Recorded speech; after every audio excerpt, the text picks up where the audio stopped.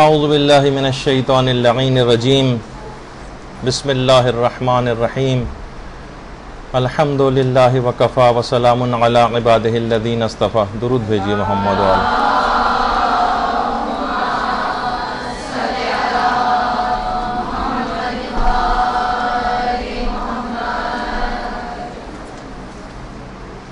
جیسے کہ آپ لوگوں کے سب کے علم میں ہے کہ انتہائی عظیم دن سے بہت قریب یہ درس واقع ہو رہا ہے، اور سب سے پہلے تو آپ سب طالبات کی خدمت میں ولادت باسعادت امام زمانہ علیہ السلام مبارک ہو.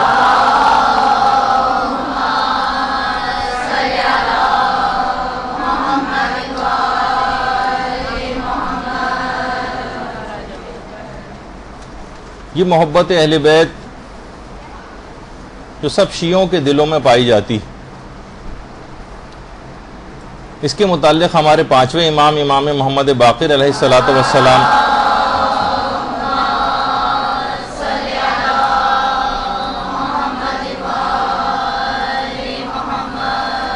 فرماتے ہیں کہ جو اس حالت میں صبح کرے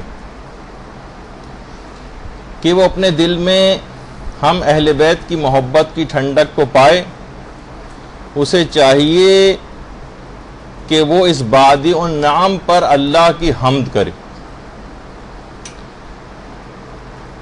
لوگوں نے پوچھا کہ ابنا رسول اللہ کہ بادی النعم سے کیا مراد ہے؟ تو امام نے فرمایا ولادت کی پاکیزگی. معانی الاخبار میں بھی ہے، امالی شیخ صدوق کی بھی روایت ہے یہ، اور کم و بیش تقریباً انہی الفاظ کے ساتھ ہی ہمارے چھٹے امام جعفر صادق علیہ السلام نے بھی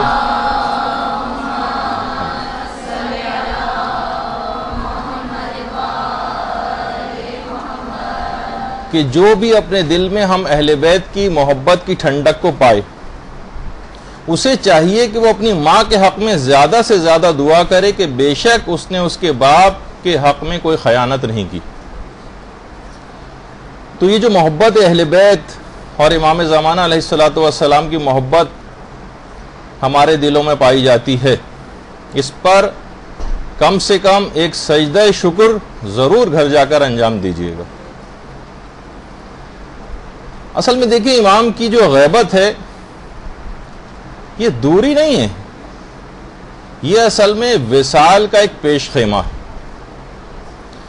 بشرطے کہ یہ ہجر و دوری جو امام کی ہے یہ ہم میں لذت طلب بھی پیدا کرے. صرف آپ ہی منتظر نہیں، خود امام زمانہ علیہ السلام بھی اپنے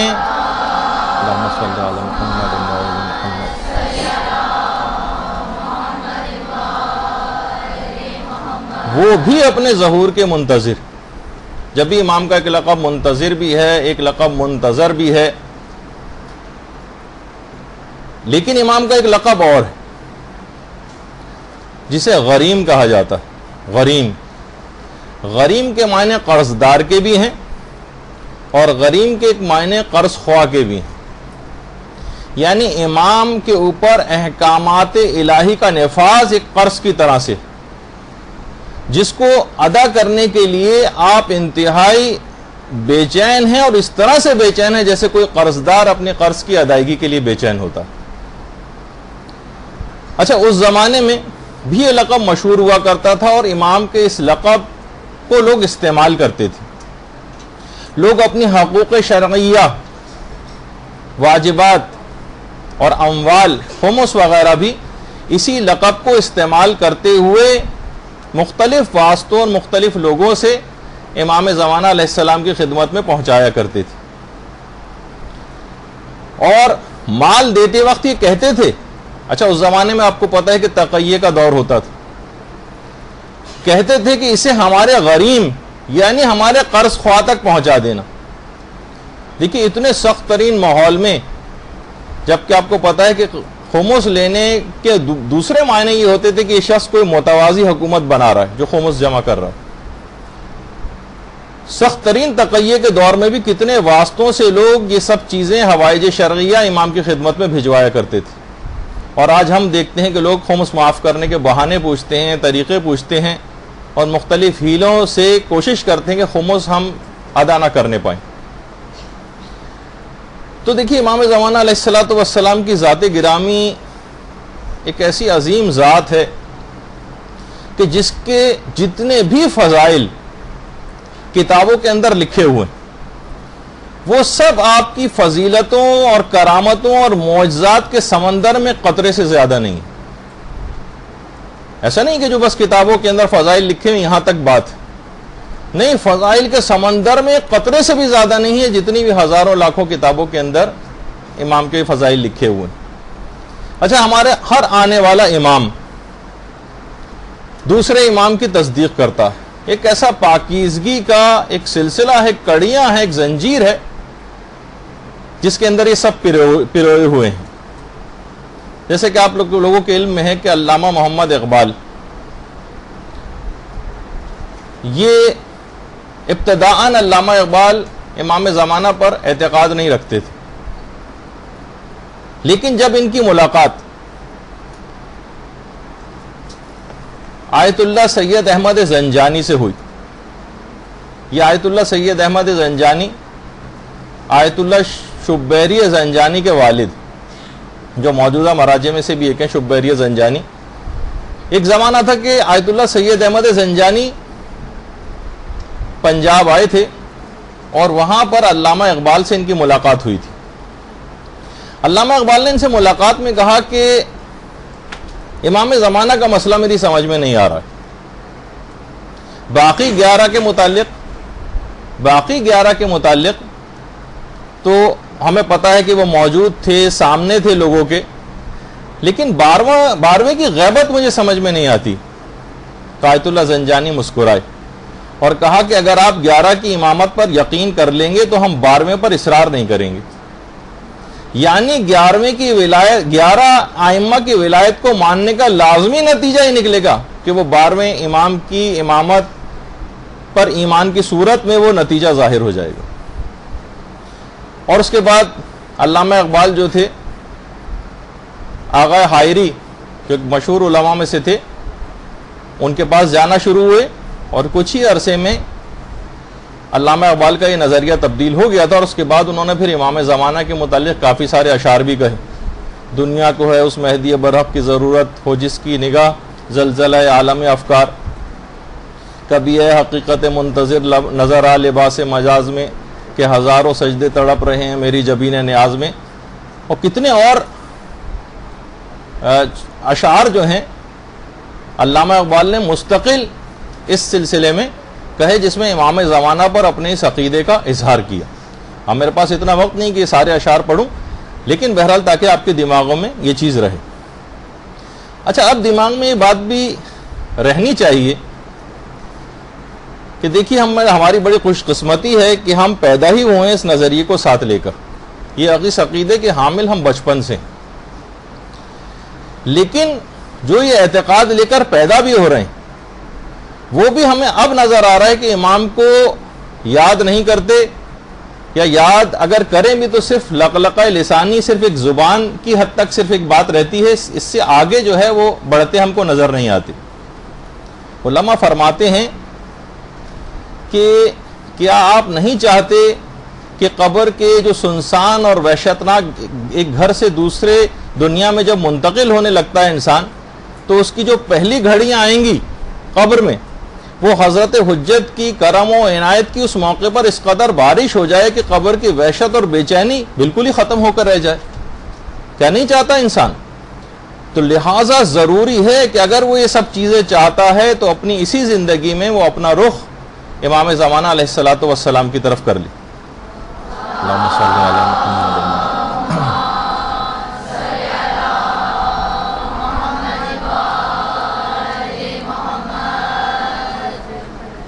لوگوں کو بتائے کہ امام کا ظہور اب نزدیک تر، زندگی میں ان کا رخ کر لے اور امام کے دامن قدسی کو وہ تھام لے۔ ایسا نہ ہو کہ غیبت کا یہ جو دور ہے یہ غفلت سے آپ گزار دیں. دیکھیں یہ آزمائش کا وقت ہے، اسے عام وقت نہ سمجھا جائے. ہمارے چھٹے امام بہار الانوار کی 5ویں جلد میں یہ بات ارشاد فرماتے ہیں، اللہم صلی علی محمد و علی محمد،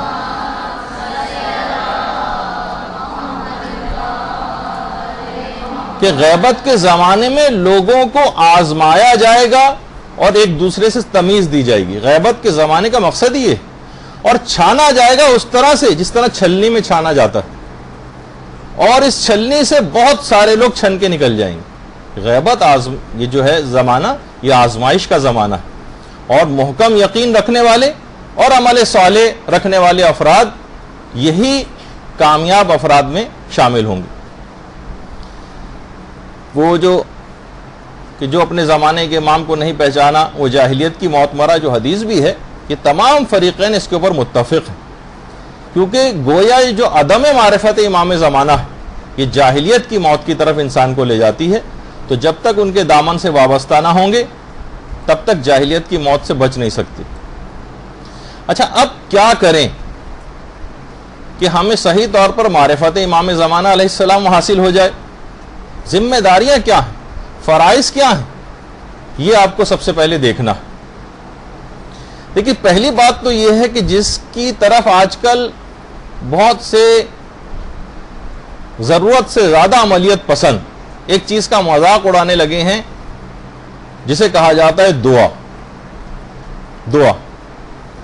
دیکھیے، تعجیل فرج کی جو دعا ہے کہ پہلی ذمہ داری، تعجیل فرج کی جو دعائیں یہ پہلی ذمہ داری کہ زیادہ سے زیادہ حضرت حجت کی ظہور کی دعا کی جائے.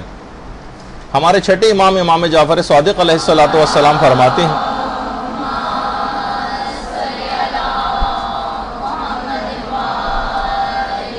بلکہ چھٹے امام کا ایک طریقہ کار تھا کہ نماز ظہر کی تعقیبات میں کامل ترین ایک دعا امام زمانہ علیہ السلام کے سلسلے میں کیا کرتے تھے.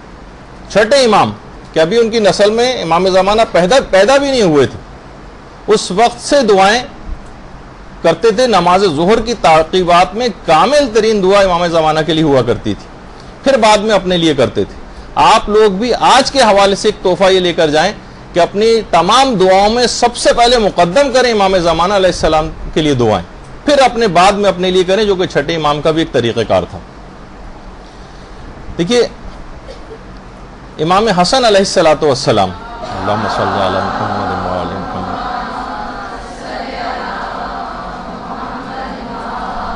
عالم مکاشفہ میں، مکاشفہ وہ ہوتا ہے جو جاگتی آنکھوں سے ہوتا ہے، ایک تو خواب کی بات نہیں، آنکھوں سے. امام حسن نے مکاشفے میں آیت اللہ مرزا محمد باقر فقیہ ایمانی، یہ ہمارے علماء میں سے گزرے ہیں، باقر فقیہ ایمانی کو باقاعدہ امام حسن نے تاکید کی کہ لوگوں کو اپنی تقاریر میں کہو اور حکم دو کہ توبہ کریں، حکم دو کہ توبہ کریں، اور حضرت حجت کے ظہور کی تعجیل کے لیے دعائیں کریں، حضرت حجت کے ظہور کی تعجیل کے لیے دعائیں کریں. یہی وجہ ہے کہ بعض علماء یہ بات فرماتے ہیں کہ حضرت حجت کی تعجیل فرج کی جو دعائیں ہیں یہ نماز میت کی طرح سے واجب کفائی نہیں کہ کچھ لوگوں کے انجام دینے سے سب پر سے ساقط ہو جائیں، بلکہ نماز پنجگانہ کی طرح سے کہ ہر شخص اور ہر مومن کے اوپر یہ واجب ہے کہ امام زمانہ علیہ السلام کی تعجیل فرج کے لیے دعائیں کرے. تو یہ دماغ میں ایک چیز رہے خاص طور پر، اور یہی بات جو ہے مکیال المکارم میں کی پہلی جلد کے اندر جو ہے وہ نقل کی گئی. تو یہ دماغ میں ضرور یہ بات رہنی چاہیے کہ بہت اس طرح کی دعاؤں کا انعقاد، ایسی محافل کا انعقاد کرنا ضروری ہے جہاں تعجیل فرج کے لیے دعائیں کی جائیں، اور بہت زیادہ ذکر امام زمانہ علیہ السلام کا یہ سمجھیں کہ لحاظ سے دوسری ذمہ داری بنتی، بہت زیادہ ذکر تحریراً بھی اور تقریراً بھی امام زمانہ علیہ السلام کا ہونا چاہیے. جو کتاب بوستان ولایت اس کی دوسری جلد میں امام حسین علیہ السلام نے، اللہم صلی علی محمد و علی محمد،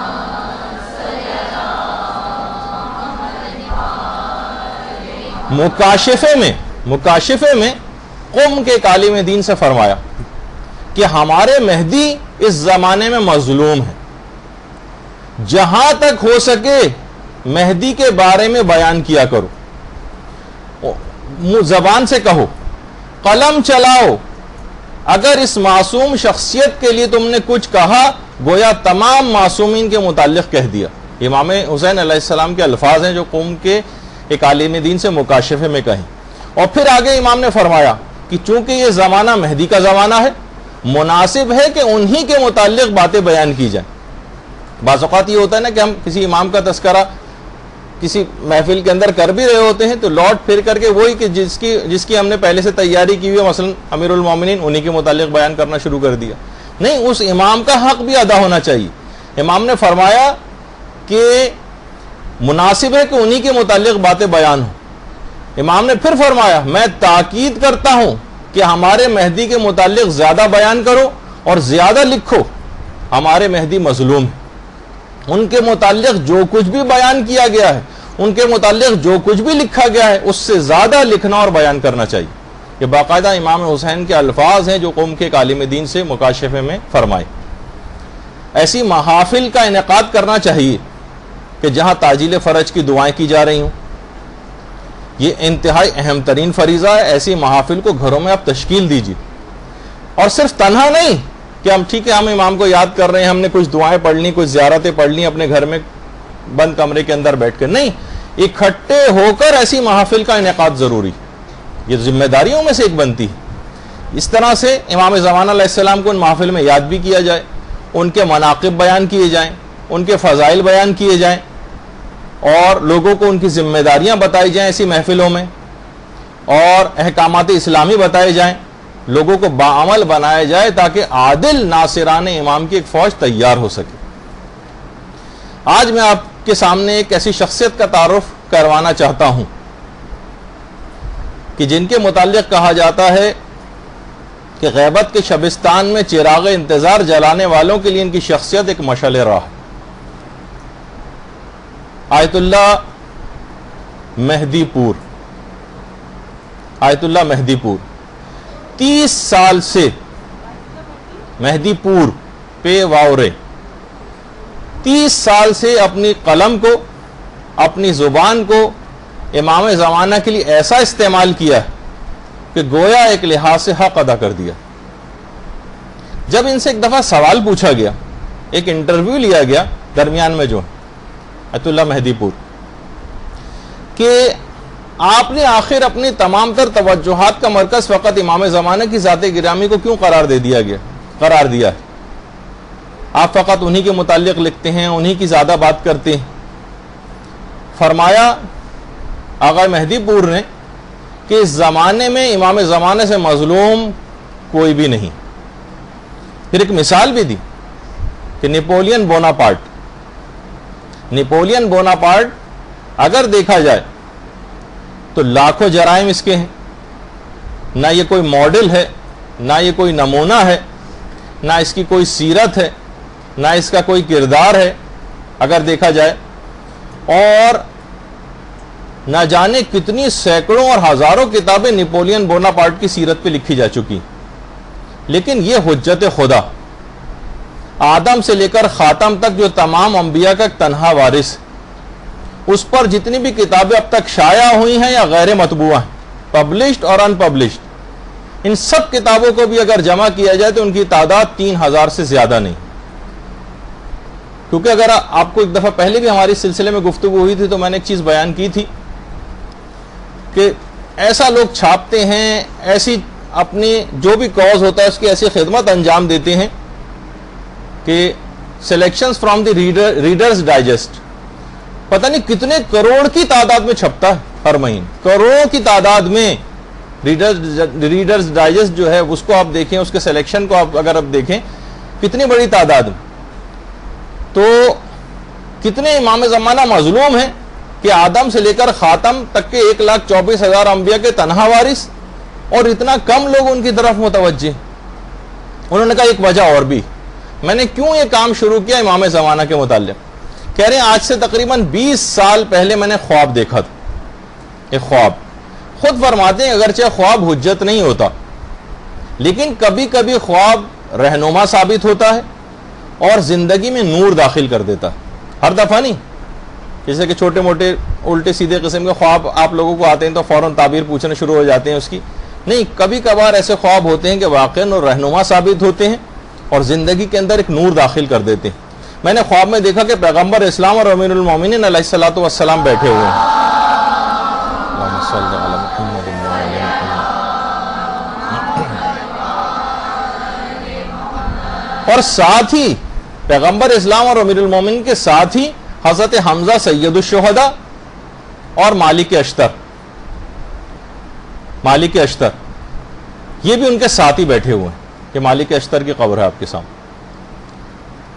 اور مالک اشتر اور حضرت حمزہ خطیب اور ذاکرین کی ایک لائن لگی ہوئی ہے اور اس میں اس قطار میں سب لوگ کھڑے ہوئے ہیں اور حمزہ اور مالک اشتر سب کو نمبر دے رہے ہیں. کہہ رہے میں مطمئن تھا، میں بھی قطار میں لگا ہوا تھا. اس زمانے میں جوان تھا اور خوب مطالعہ بھی کرتا تھا.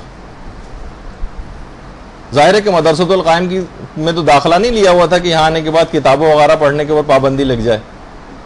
یعنی کہ جیسے کہ ظاہر ہے کہ اتنے عرصے سے آپ کی خدمت انجام دے رہے ہیں، معلوم تو چلتا ہے نا کتنی خواتین کتابیں پڑھ رہی ہیں، لائبریری سے کتنا استفادہ کر رہی ہیں. یہاں تو ہمیں یہ والی صورتحال زیادہ آپ لوگوں کی نظر آتی ہے، جیسے تالا لگا دیا گیا اور کتابیں پڑھنا بالکل موقوف کر دی.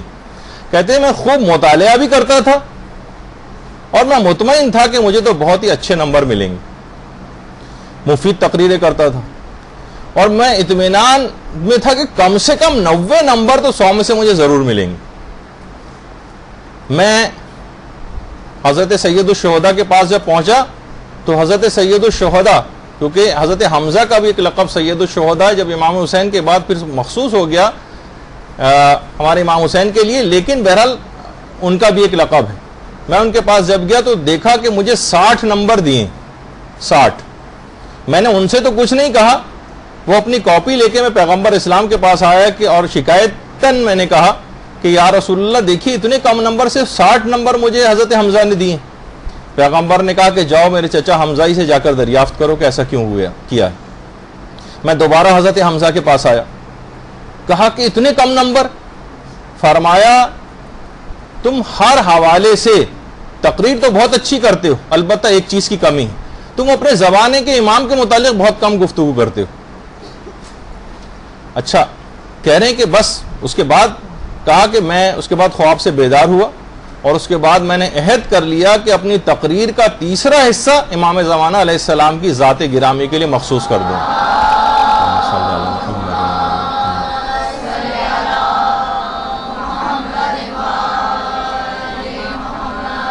اور فرماتے ہیں کہ آج 20 سال ہو گئے ہیں میں اسی سلسلے کے اوپر اب تک کاربند ہوں. اچھا، اب ایسا بھی نہیں کہ 100% تقریر کا تیسرا حصہ یعنی ایک حصہ امام زمانہ کے لیے میں نے مخصوص کیا. پھر اس کے بعد فرماتے ہیں میں نے جب اس پہ کام شروع کیا تو اس راہ میں میں نے جتنے قدم آگے بڑھائے اتنی ہی زیادہ امام زمانہ کی عنایات شامل ہوتی چلی گئیں اور میں مزید سے مزید کوششیں کرتا چلا گیا.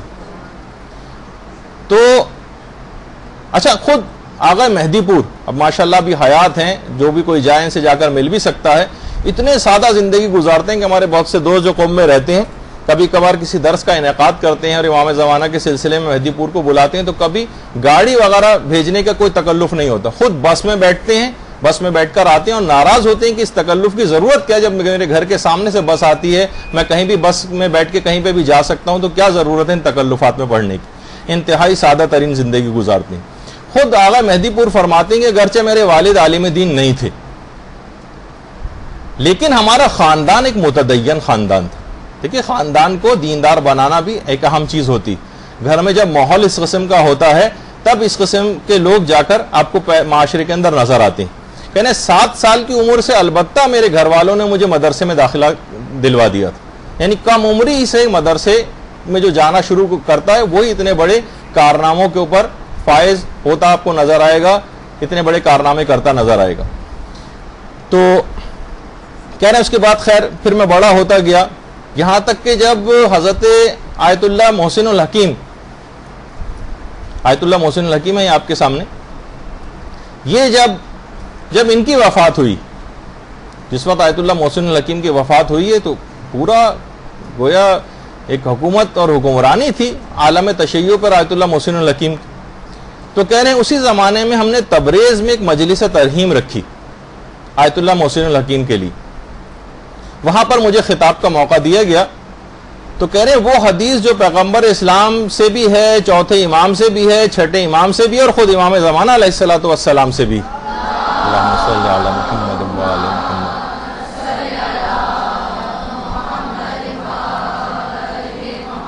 کہ حضرت حجت کی غیبت میں مثال ایک سورج کی سی، سورج کی جو بادلوں کی اوٹ میں ہوتا ہے، وہ جو پوری ہے، میں اس کا مفہوم بتا رہا ہوں، اور اس سے ساری کائنات کو اور پوری دنیا کو اس سے فیض پہنچتا.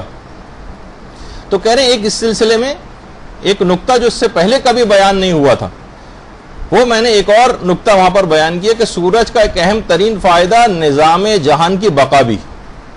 یعنی اگر سورج کو نکال دیا جائے، یعنی نظام شمسی میں جو سورج کا کردار ہے، وہ اس کی جو قوت جاذبہ اس کے اندر سورج کے اندر پائی جاتی ہے، قوت جاذبہ. اور آپ کو پتہ ہے کہ ریپلشن کی ایک قوت ہوتی ہے اور ایک اٹریکشن کی قوت ہوتی ہے. تو کہہ رہے ہیں ان کا آپس میں جو تعادل، ایک دوسرے کو جو نیوٹرلائز کرتے ہیں اور اپنے اپنے مداروں کے اندر رہتے ہیں. یہ سورج کا ایک بہت بڑا اس سلسلے میں کام ہے. تو کہا کہ میں نے اس پہ پورا ایک مقالہ لکھا، اور اس کے بعد اس مقالے کو میں نے آیت اللہ ناصر مکارم شیرازی کو دکھایا، جو الٹے ہاتھ پہ آپ کو نظر آ رہے ہیں، آیت اللہ ناصر مکارم شیرازی. انہوں نے اس مقالے کو بہت زیادہ پسند کیا اور مجھے چھپوانے کی تاکید کی. کہتے ہیں کہ البتہ یہ جو سورج بادلوں کی اوٹ میں جو فائدہ پہنچاتا ہے دنیا کو، اگرچہ علامہ مجلسی نے اس حدیث میں جو تشبیہ بیان کی ہے اس میں 8 وجوہات ذکر کی ہیں کہ یہ تشبیہ کیوں بیان ہوئی. میں نے جو کام کیا تھا وہ 9ویں وجہ بنتی تھی. یہ میرا پہلا کام تھا جو 32 سال پہلے میں نے کیا تھا. کہہ رہے ہیں اس کے بعد بس ایک توفیقات کا ایک دروازہ کھل گیا اور امام زمانہ پر مختلف موضوعات کے دروازے کھلتے چلے گئے اور میں کام کرتا چلا گیا. اس کے بعد میں نے کتاب لکھی وہ آئیں گے، ایک کتاب میں نے لکھی اور جو اب تک 10 بار چھپ چکی. اس کے بعد میں نے یوم الخلاص کا ترجمہ کا کام شروع کیا.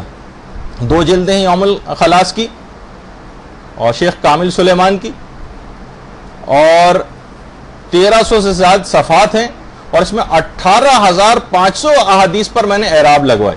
18,500. اور آپ نے دیکھا ہوگا کہ ہر کتاب کے شروع میں ایک انڈیکس ہوتا ہے. میں نے 18 قسم کی فہرستیں تیار کی اس کے لیے، اس میں لگوائیں، کیونکہ کام اس سے پہلے کبھی بھی نہیں ہوا تھا جس سے یہ کتاب انتہائی مفید ہو گئی. کوئی شخص چند منٹ میں ہی اپنا موضوع اس میں تلاش کر سکتا ہے ان فہرستوں کو دیکھنے کے نتیجے میں. کہہ رہے ہیں اس کے بعد پھر میں نے کتاب یوسف زہرا بھی لکھی، یوسف زہرا.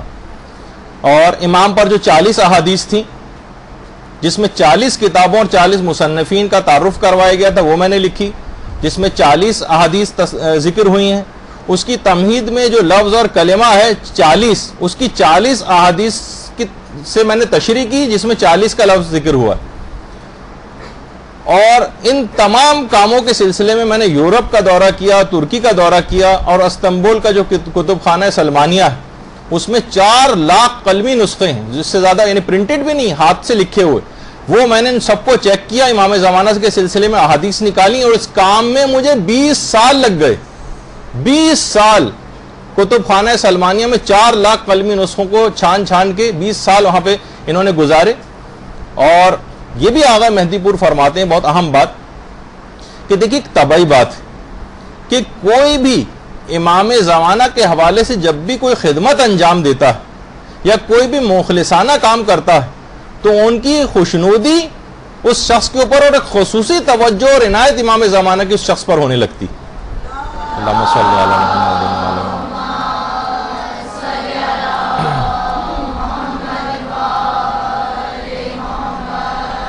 دیکھیے آپ کو بھی چاہیے کہ اپنے بساط کے مطابق کوئی نہ کوئی کام شروع کریں، جیسے کہ آگے چل کر میں ان کچھ کاموں کی فہرست بھی آپ کو بتاؤں گا کہ جو آپ لوگ شروع کر سکتے ہیں. اس وقت تو یہ کہ بہت خلوص دل کے ساتھ اور بہت ہی اچھے طریقے سے علم حاصل کرنے کی فکر کریں، اپنے مطالعے کو زیادہ سے زیادہ بڑھائیں، امام زمانہ سے تقرب اور توسل کے جو چیزیں ہیں وہ انجام دیں. کتنی ایسی چیزیں ہیں. خود ایک عالم گزرے مرحوم شرفی، یہ خود امام زمانہ کے منتظرین میں اپنے فرائض کو ادا کرنے کے سلسلے میں ایک نمایاں مقام رکھتے ہیں. یہ کہتے ہیں میں تبلیغ کرنے کے لیے مشہد سے دیگر شہروں میں جایا کرتا تھا. دیکھیے بعض اوقات یہ ہوتا ہے کہ تھوڑی سی محنت بھی کرنا پڑتی. ہم ایک ہی شہر میں رہتے ہوئے ایک جگہ سے دوسری جگہ ہم لوگ جانے کی فکر کرتے ہیں تو بس گرمی ہو رہی ہے تو لائٹ نہیں ہے تو فلاں چیز ہے, اس کا رونا روتے رہتے ہیں ہر وقت بیٹھے ہوئے. کہتے ہیں میں تبلیغ کے لیے مشہد سے دوسرے شہروں میں جاتا تھا.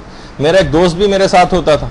تو ایک دفعہ ہم رمضان میں تبلیغات کے سفر کے لیے نکلے. لیکن لوگ رمضان میں پریفر کرتے ہیں گھروں میں بیٹھے رہیں, درس وغیرہ اگر کہیں ہو رہے ہیں تو اس کو بھی روک دیتے ہیں, شام کو ٹھنڈے ٹائم ذرا نکلیں کہ نہیں دوسرے شہروں میں تبلیغ کے لیے رمضان کے دنوں. تو کہہ رہے ہیں میں اپنے ایک دوست کے ساتھ تہران آیا اور شیخ رجب علی خیاط سے ملاقات ہوئی.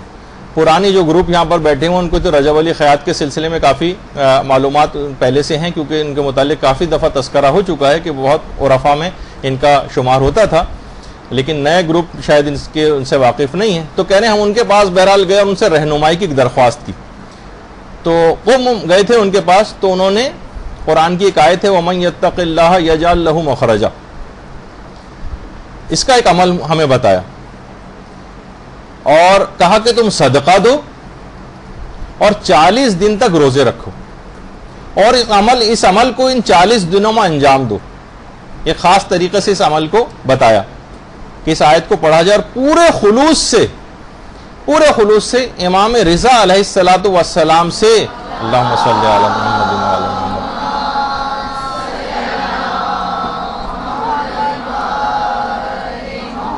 پورے خلوص سے امام رضا سے حضرت حجت کے تقرب کو طلب کرو.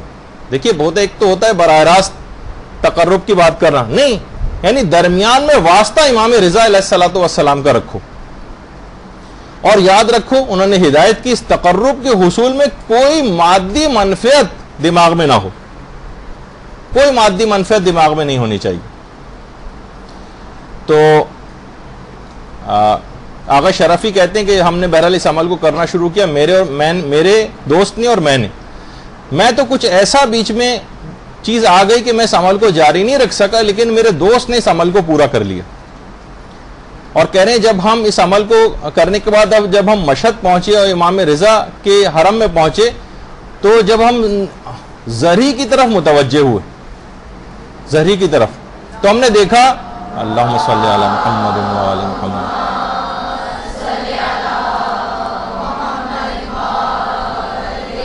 کہ حضرت حجت کا نور وہاں پر ظاہر ہو رہا ہے زہری کے بالکل سامنے. اور دھیرے دھیرے جب ان کو دیکھنے کے قابل ہوئے اس کے بعد ہم نے ان سے باتیں کرنے تک کے قابل ہو گئے اس عمل کو انجام دینے کے بعد. اچھا, یہ عمل جو رجب علی خیاط نے بتایا ہے یہ عمل پیغمبر اسلام سے بھی نقل ہوا ہے, اور علامہ علی اکبر نہاوندی انہوں نے اپنی کتاب گلزار اکبری میں اس عمل کو نقل بھی کیا. کبھی موقع ہوا تو اس عمل کی کبھی تفصیل انشاءاللہ بتائیں گے. تو دیکھیے یہ جتنے بھی اعمال انجام دیے جاتے ہیں, جتنے بھی اذکار ہوتے ہیں, ان میں حضرت حجت کے تقرب کو حاصل کرنے کے لیے نیت کار فرما ہونی چاہیے. ضمناً آپ کی جتنی بھی دعائیں دنیا کے متعلق ہوتی ہیں وہ خود بخود ہی قبول ہو جائیں گی. یہاں مسئلہ یہ ہوتا ہے کہ ذرا سا اگر کسی کے ہاتھ میں کچھ اس طرح کی چیزیں آتی ہیں تو ان چیزوں سے بھی دنیاوی عزت اور شہرت حاصل کرنے کی فکر میں لگ جاتا ہے, جو بہت بڑا, یعنی خالص نیت سے تقرب کے یہ اعمال کو انجام دینا. ساری دعائیں خود بخود ہی وہ آپ کی پوری ہوتی چلی جائیں گی. ان کی حیثیت ہی کیا ہے ان دعاؤں کی؟ حضرت حجت کا اگر تقرب حاصل ہو گیا تو پوری دنیا آپ کی آنکھوں میں ہیچ ہو کر رہ جائے گی. آیت اللہ شیخ حسن علی اصفہانی, دیکھیے میں جب بھی کوشش کرتا ہوں بعض اوقات کافی زیادہ اس میں محنت بھی کرنی پڑ جاتی ہے, لیکن اتنی ایسی شخصیات جو کتابوں کے قبرستانوں میں دفن ہیں لوگ جانتے بھی نہیں ہیں ان کو. شیخ حسن علی اصفہانی یہ فرماتے تھے کہ مجھ میں اتنی قوت و طاقت ہے کہ اگر لوگ صرف میرے دروازے پر بھی دستک دیں تو تمام مشکلات ان کی حل کر دوں, اور کچھ کہنے کی ضرورت بھی ان کو نہ ہو, لیکن کیونکہ امام رضا کی نسبت ان لوگوں کے عقیدے میں سستی پیدا ہونے کا باعث ہوگا یہ عمل, لہٰذا اس عمل کو کبھی انجام نہیں دوں گا. تو یہ معمولی سی صرف دعائیں, ان کے لیے ہم حضرت حجت کو پکاریں. ہاں وہ دیکھیے پروردگار عالم کی ذات یقیناً ایک ایسی ذات ہے کہ جوتے کے تسمے کے لیے بھی اس سے دعا کرنے کا حکم آیا, لیکن یعنی اپنے اماموں کو بھی ہم فقط دنیا کی چیزوں کے لیے چاہیں گے اور کوئی عمل تقرب کے لیے انجام نہیں دیں گے. تو بہرحال شیخ حسن علی اصفہانی, یہ ان کی قبر مبارک کی تصویر ہے, تو شیخ حسن علی اصفہانی جو تھے وہ کہتے تھے کہ ان عملیات میں بلکہ یہ کہا جاتا ہے کہ وہ انہوں نے غیر معمولی صلاحیت حاصل کر لی تھی اور سخت محنت شاقہ سے ان عملیات کو کرتے تھے اور اپنی دعاؤں، نماز، اعمال، اذکار اور ان آیات قرآنی کو یہ بچپن سے انجام دے رہے تھے، بچپن سے. اور کہہ رہے ہیں اس دوران غیر معمولی ظاہر کی صلاحیت پیدا ہو گئی تھی شیخ حسن علی کی، تو نوٹ بھی کرتے جاتے تھے کہ کس عمل کا کیا نتیجہ ہے. اس عمل اپنے تاثرات اپنی ڈائری میں نوٹ کرتے جاتے تھے. اس میں جو مشاہدات ان کو ہوتے تھے، مہم نکات اور کچھ اسرار کا مشاہدہ کرتے تھے شیخ حسن علی، ان کو نوٹ کرتے جاتے تھے اور ان اسرار کی وجہ سے ہر کس و ناقص کے ہاتھ میں ہی عملیات کو دیتے بھی نہیں تھے. اپنے زندگی کے جو آخری دور ان کا چل رہا تھا اس میں آیت اللہ سید علی رضوی جو مشہد کے بزرگ اور بڑے علماء میں جن کا شمار ہوتا تھا، صرف ان کو اپنی وہ ڈائری انہوں نے دی تھی اور ان کو بتایا تھا کہ کیا اس سے اسرار جو مشاہدہ ہوئے ہیں وہ سب چیزیں ان کو بتائی تھی. اور ہمیشہ نصیحت کرتے تھے کہ ان اوراد کو اور ان اذکار کو فقط اور فقط امام زمانہ علیہ السلام سے قریب ہونے کے لیے انجام دینا اور کسی دنیاوی منفعت کے لیے انجام مت دینا. یعنی امام بھی ہمیں اگر کوئی چاہیے تو فقط دنیا کے لیے چاہیے. ارے خوشبو والے کے پاس بیٹھنے سے بھی آپ کو خوشبو حاصل ہو جاتی. تو ایک دفعہ امام کو خلوص دل سے پکاریں، خلوص دل سے ان کے لیے کام کریں، یہ دنیا تو خود ذلیل ہو کر آپ کے قدموں تلے آ جائے گی. تو بہرحال ایک سوال ہے میں آپ سے کرتا ہوں اپنے دل کے حوالے سے، اپنے آپ سے بھی میں نے سوال کیا تھا لیکن آپ سے بھی کرتا ہوں اپنے دل میں اس کا جواب سوچئے گا. کیا کوئی کام ہے آپ ایسا اپنی پوری زندگی میں بتا سکتی ہیں جو خالصتاً فقط اور فقط امام زمانہ کی خوشنودی کے لیے انجام دیا؟ خالصتاً صرف امام، کوئی مادی منفعت دماغ میں نہیں، کوئی رشتے کا مسئلہ نہیں ہے، کوئی شادی کا مسئلہ نہیں ہے، کوئی بچے کا مسئلہ نہیں ہے، کوئی روزگار کا مسئلہ نہیں ہے، کوئی بیماری کا مسئلہ نہیں ہے، اس ہٹ کر صرف اور صرف امام زمانہ سے متعلق. یعنی ہم کو امام سے شادی کے مسئلے میں، اولاد کے مسئلے میں، نوکری کے مسئلے میں، پیسے کے مسئلے میں، بزنس و کاروبار کے سلسلے میں اور دنیاوی مقاصد کے لیے ہم ان کو چاہتے ہیں. دیکھیے آپ کا جو امام ہے یہ آپ پر مسلسل توجہ رکھتا ہے. امام نے باقاعدہ جو شیخ مفید کو خط لکھا تھا، شیخ مفید کو باقاعدہ احتجاج تبرسی میں سن 610 ہجری میں وہ خط ماہ سفر کے مہینے میں امام زمانہ نے شیخ مفید کو لکھا تھا. تو باقاعدہ اس کے اندر یہ جملہ تھا کہ ہم تمہاری نسبت اہمال نہیں کرتے، یعنی بے توجہی نہیں کرتے. کبھی مت سمجھنا کہ ہم تمہاری چیزوں سے بے توجہ.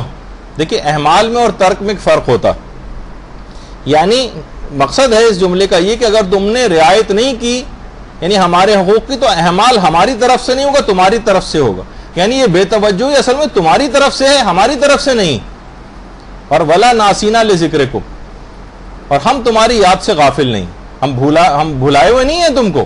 یہ تمام شیعوں سے ایک لحاظ سے خطاب کیا. اور میں ایک بات اور بتا دوں کہ آیت اللہ صادق شیرازی اس وقت جو قوم کے مراجع میں سے شمار ہوتے ہیں، آیت اللہ صادق شیرازی یہ فرماتے ہیں کہ امام زمانہ علیہ الصلوۃ والسلام، اللہم صلی علی محمد وعلی محمد،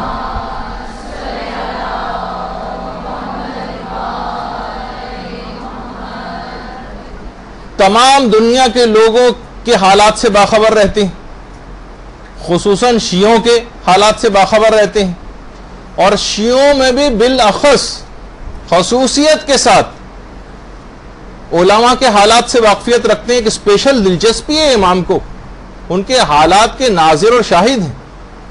اور اس کے علاوہ دوسری جو آپ لوگوں کے لیے خوشخبری آیت اللہ صادق شیرازی نے دی، دینی طالب علموں کے لیے ان کے اعمال کے اور افعال کے شاہد و ناظر.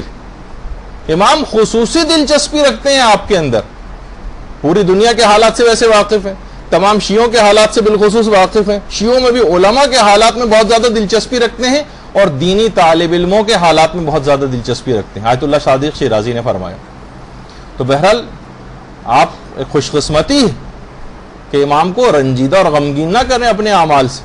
وہ جو اتنا زیادہ آپ کے متعلق توجہ رکھتا ہو، اتنی دلچسپی رکھتا ہو، آپ کے اوپر عنایات اپنی بکھیرتا رہتا ہو، اس سے اتنی بے توجہی برتنا کہ بڑی جفا اور خود غرضی. تو دیکھیے صرف امام زمانہ علیہ الصلوۃ والسلام کی بات نہیں، دیگر ائمہ بھی یہ بھی آپ کے لیے غمگین ہوتے تھے. ابو بصیر کہتے ہیں کہ ہم چھٹے امام امام جعفر صادق علیہ السلام کی خدمت میں پہنچے.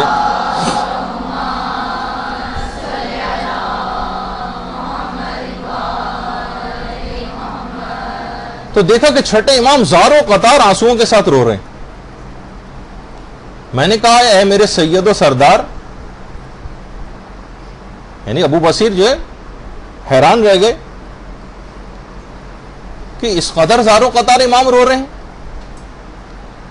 اور کیا کہہ رہے ہیں امام؟ بلکہ فرما رہے ہیں اے میرے سید، تیری غیبت نے میری نیند کو غائب کر دیا. امام زمانہ کو پہلے یاد کیا اور میرے آرام اور راحت کو ختم کر کے رکھ دیا.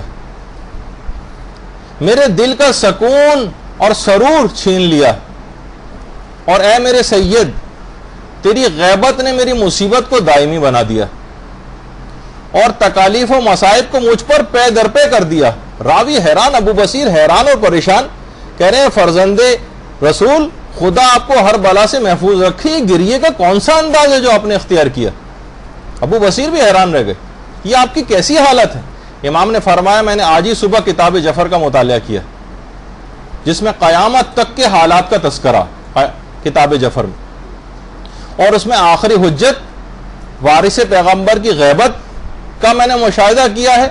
اور غیبت کے جو طویل ترین دور ہے اس میں پیدا ہونے والے جو بدترین شکوک و شبہات ہوں گے، ایمان اور عقیدے کے میں لوگوں کے متزلزل ہونے کے حالات ہیں، اور شیعوں کے مبتلا شک و ریب ہونے اور اعمال سے غفلت کا میں نے مطالعہ کیا.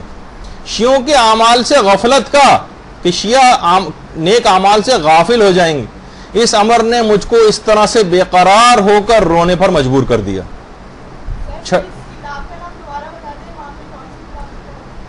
نہیں، کتاب جفر، کتاب جفر آئمہ کو دیگر آئمہ کی طرف سے جو تبرکات ملتے تھے اس میں کتاب جفر بھی تھی. علم جفر جسے کہا جائے، آج کل جو بھی علم ہے لوگوں کے پاس علم جفر، یہ مکمل علم نہیں، مکمل علم نہیں. امام کے پاس علم جفر اصل میں علم امامت کا ایک حصہ ہے.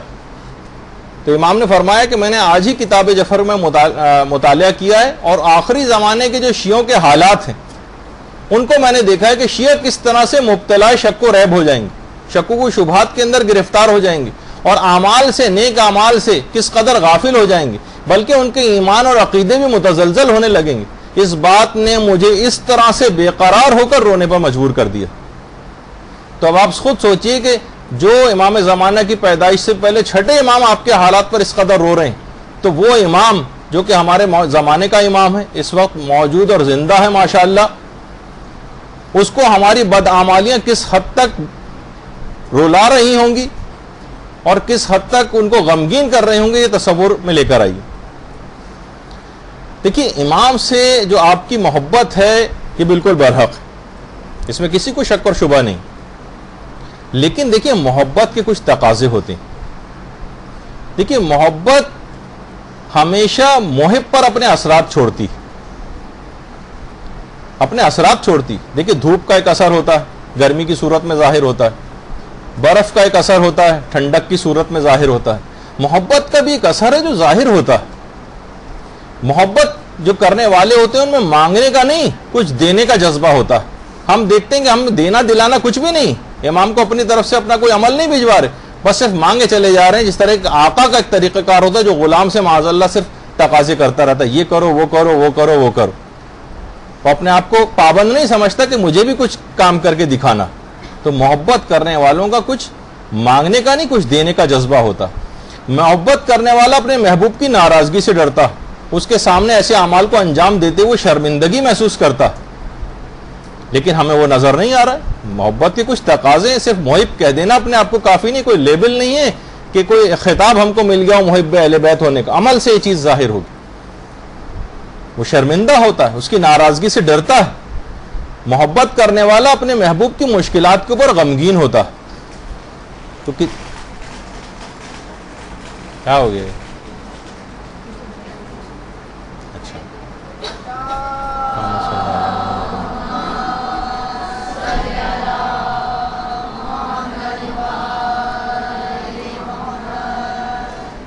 تو ان کی مشکلات پر وہ غمگین ہوتا ہے.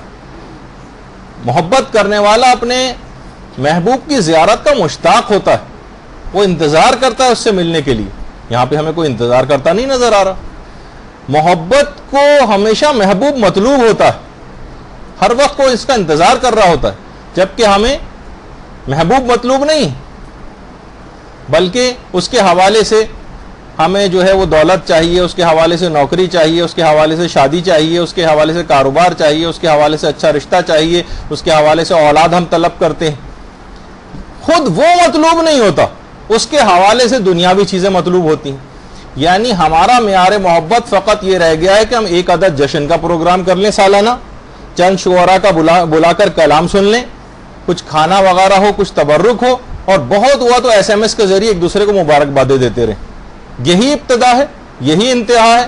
کرنا کرانا کچھ بھی نہیں ہے, صرف زبانی جمع خرچ کی حد تک بات ہوتی ہے. اس کو منافقت کہا جاتا ہے, یہ زبانی جمع خرچ. دیکھیے کتنا آپ دعائے عہد کے اندر آپ پڑھتی کہ مولا میں عہد کرتی ہوں آج صبح اور ہر دن, جس دن میں جب تک میں زندہ ہوں, کہ وہ عقد اور بیعت جو میری گردن پہ, میں ہرگز اس سے منحرف نہیں ہوں گی. کتنے ہم جھوٹے وعدے اور عہد امام سے کرتے ہیں.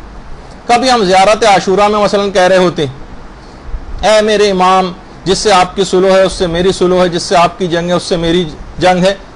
تو امام کی جنگ تو شیطان سے ہے, اور شیطان کو ہم نے اپنا جگری دوست بنا رکھا ہے. تو دیکھیے خود کو شرعی حدود کا پابند بنانا, ایسے کام کرنے ہیں جو امام جس کو پسند کریں. مثلا آپ خود دیکھیں کہ امام, ہم کہتے ہیں کہ امام کا ظہور جلد ہو جائے, امام جلد تشریف لے آئیں. کسی گھرانے کا کوئی جو باپ ہے, سربراہ ہے, اگر کسی دوسرے ملک سے کئی سال بعد آ رہا ہو, 5 سال بعد مثلا آ رہا ہے, اس کے استقبال کے لیے اگر آپ جائیں گے, مثلا باپ اگر ذرا سا بھی مذہبی اور وہ ان چیزوں کو پسند نہیں کرتا, اس کے استقبال کے ایئرپورٹ پہ ہم جا رہے ہیں اور ڈھول لے کر جا رہے ہیں اور ہارمونیم لے کر جا رہے ہیں اور گٹار لے کر جا رہے ہیں, تو یہ کیسا انتظار ہے, کہ کیا کہا جائے گا اس کو؟ کیا وہ باپ اس بات کو پسند کرے گا؟ اتنے سال بعد ایک تو وہ آ رہا ہے, امام زمانہ 1000 سال بعد مثلا تشریف لے کر آئیں گے, تو ہر وہ کام ہم ان کو کر رہے ہیں ان کے استقبال کے لیے جس سے وہ انتہائی سخت نفرت کرتے ہیں. جیسے وہ باپ مثلا جو 5 سال بعد اپنے گھر واپس آ رہا ہے, اس کے استقبال کے لیے تمام وہ چیزیں ایئرپورٹ پہ لے کے جا رہے ہیں جس سے وہ شدید, جس سے اس کو اذیت پہنچے. تو دیکھیے آپ کو چاہیے کہ اس وقت کی بھی لذت کو محسوس کریں کہ اگر ہم مر گئے اور امام ہماری قبر کے نزدیک آ کر کہیں کہ قم باذن اللہ, اٹھو اور میری دور حکومت میں یہ فلاں فلاں خدمت انجام دو, تو یاد رکھیں یہ وہی لوگ ہوں گے جو اس وقت اٹھائے جائیں گے جو مرنے سے پہلے کوئی خدمات دینی انجام دیتے ہوں, کسی نہ کسی شعبے میں کوئی خدمت دینی انجام دیتے ہوں گے. یہ کیسے ممکن ہے جس زمانے میں تم خود مکلف تھے, تم پر شرعی ذمہ داریاں تھیں, وہ ساری زندگی تم لاپرواہی سے گزار کر مر گئے اور کچھ کر کے نہیں دیا, اور مرنے کے بعد تمہیں زندہ کر کے کسی کوئی ذمہ داری دی جائے گی؟ خود سوچیں کیا عقل اور تصور میں آنے والی بات ہے یہ. ہم تو کہہ رہے ہیں کہ مولا یعنی ہم تو اپنی ذمہ داری جو ہے پوری کر دیتے ہیں, ولادت پہ SMS بھیج کر, چند لوگوں کو بلا کر مثلا جشن منا کر. میں ان کے خلاف بات نہیں کر رہا, جشن منانے چاہیے. ابھی تو ہم نے کہا کہ بزم دعا کا انعقاد ضروری ہے, امام کا تذکرہ, لیکن بات فقط وہیں تک نہ رہ جائے. یہ تو صرف ہم اپنی دل بستگی کے لیے ایک کام کر لیتے ہیں, باقی پورے سال کیا کرنا ہے یہ ہم نہیں اس کو سمجھ رہے ہوتے. دیکھیے خودارہ اس سلسلے میں سستی نہ کریں. ظہور اچانک ہو جائے گا, اچانک. جبھی روایتوں میں یہ جملہ آیا کہ ظہور کی توقع صبح و شام رکھو, کبھی بھی صبح کو ہو سکتا ہے کل صبح ظہور کر لیں, ہو سکتا ہے آج شام امام ظہور کر لیں. اور شیخ مفید کو جو توقع امام نے لکھی تھی اس میں امام نے خود لکھا تھا, اور یہی امام رضا اور پیغمبر اسلام سے جو مروی حدیث ہے, اللہم صلی علی محمد و علی محمد,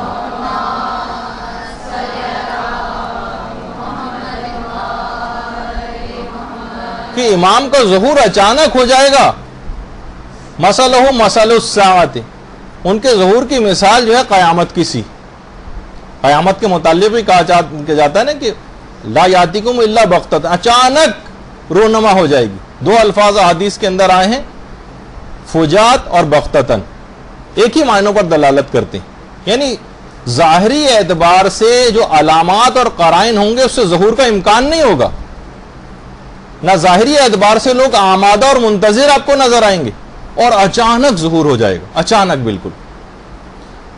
بعض علماء آپ نے جیسے اس سے پہلے سنا ہوگا، اور ہم بھی اپنی بہت سی نشستوں میں اس کو بیان کر چکے ہیں کچھ علماء کے حوالے سے، کہ ظہور کو بعض علماء تدریجن مانتے ہیں کہ ظہور تدریجن ہوگا، ظہور کبریٰ اور ظہور صغریٰ کی اصطلاحات آپ نے اس سے پہلے سنی۔ جیسے وہ فرماتے ہیں جس طرح سورج اچانک طلوع نہیں کرتا، اس طرح بٹن دبائیں ایک دم سے روشنی ہو جائے، بلکہ پہلے ہلکی ہلکی روشنی ہوتی ہے اور اس کے بعد طلوع کرتا۔ علماء یہ فرماتے ہیں، اکثر علماء کا یہ نظریہ ہے کہ یہ تشبیہ قیاس پر مبنی، کیونکہ غیبت خدا کی طرف سے، اور وہی امام کے امر کو ایک رات کے اندر اندر یا اس سے بھی کم مدت کے اندر مہیا کر دے گا، اور بہت ہی کم لوگ ہوں گے ایسے کہ جو اس وقت جو ہے وہ اس ظہور کے لیے تیار ہوں گے، بہت ہی کم، چند ایک حقیقی مومنین ہوں گے، تو یہ جو اس کے علاوہ کوئی بھی تیار نہیں ہوگا۔ تو آپ خود سوچئے، کیا دینی طالبات اور علم حاصل کرنے والے جو افراد ہیں، کیا ان کا بھی یہی حال ہونا چاہیے جس طریقے سے عام لوگوں کا حال ہے، یا اپنی ذمہ داریوں کو پورا کرنے کے حوالے سے کوئی کام ان کو کرنا؟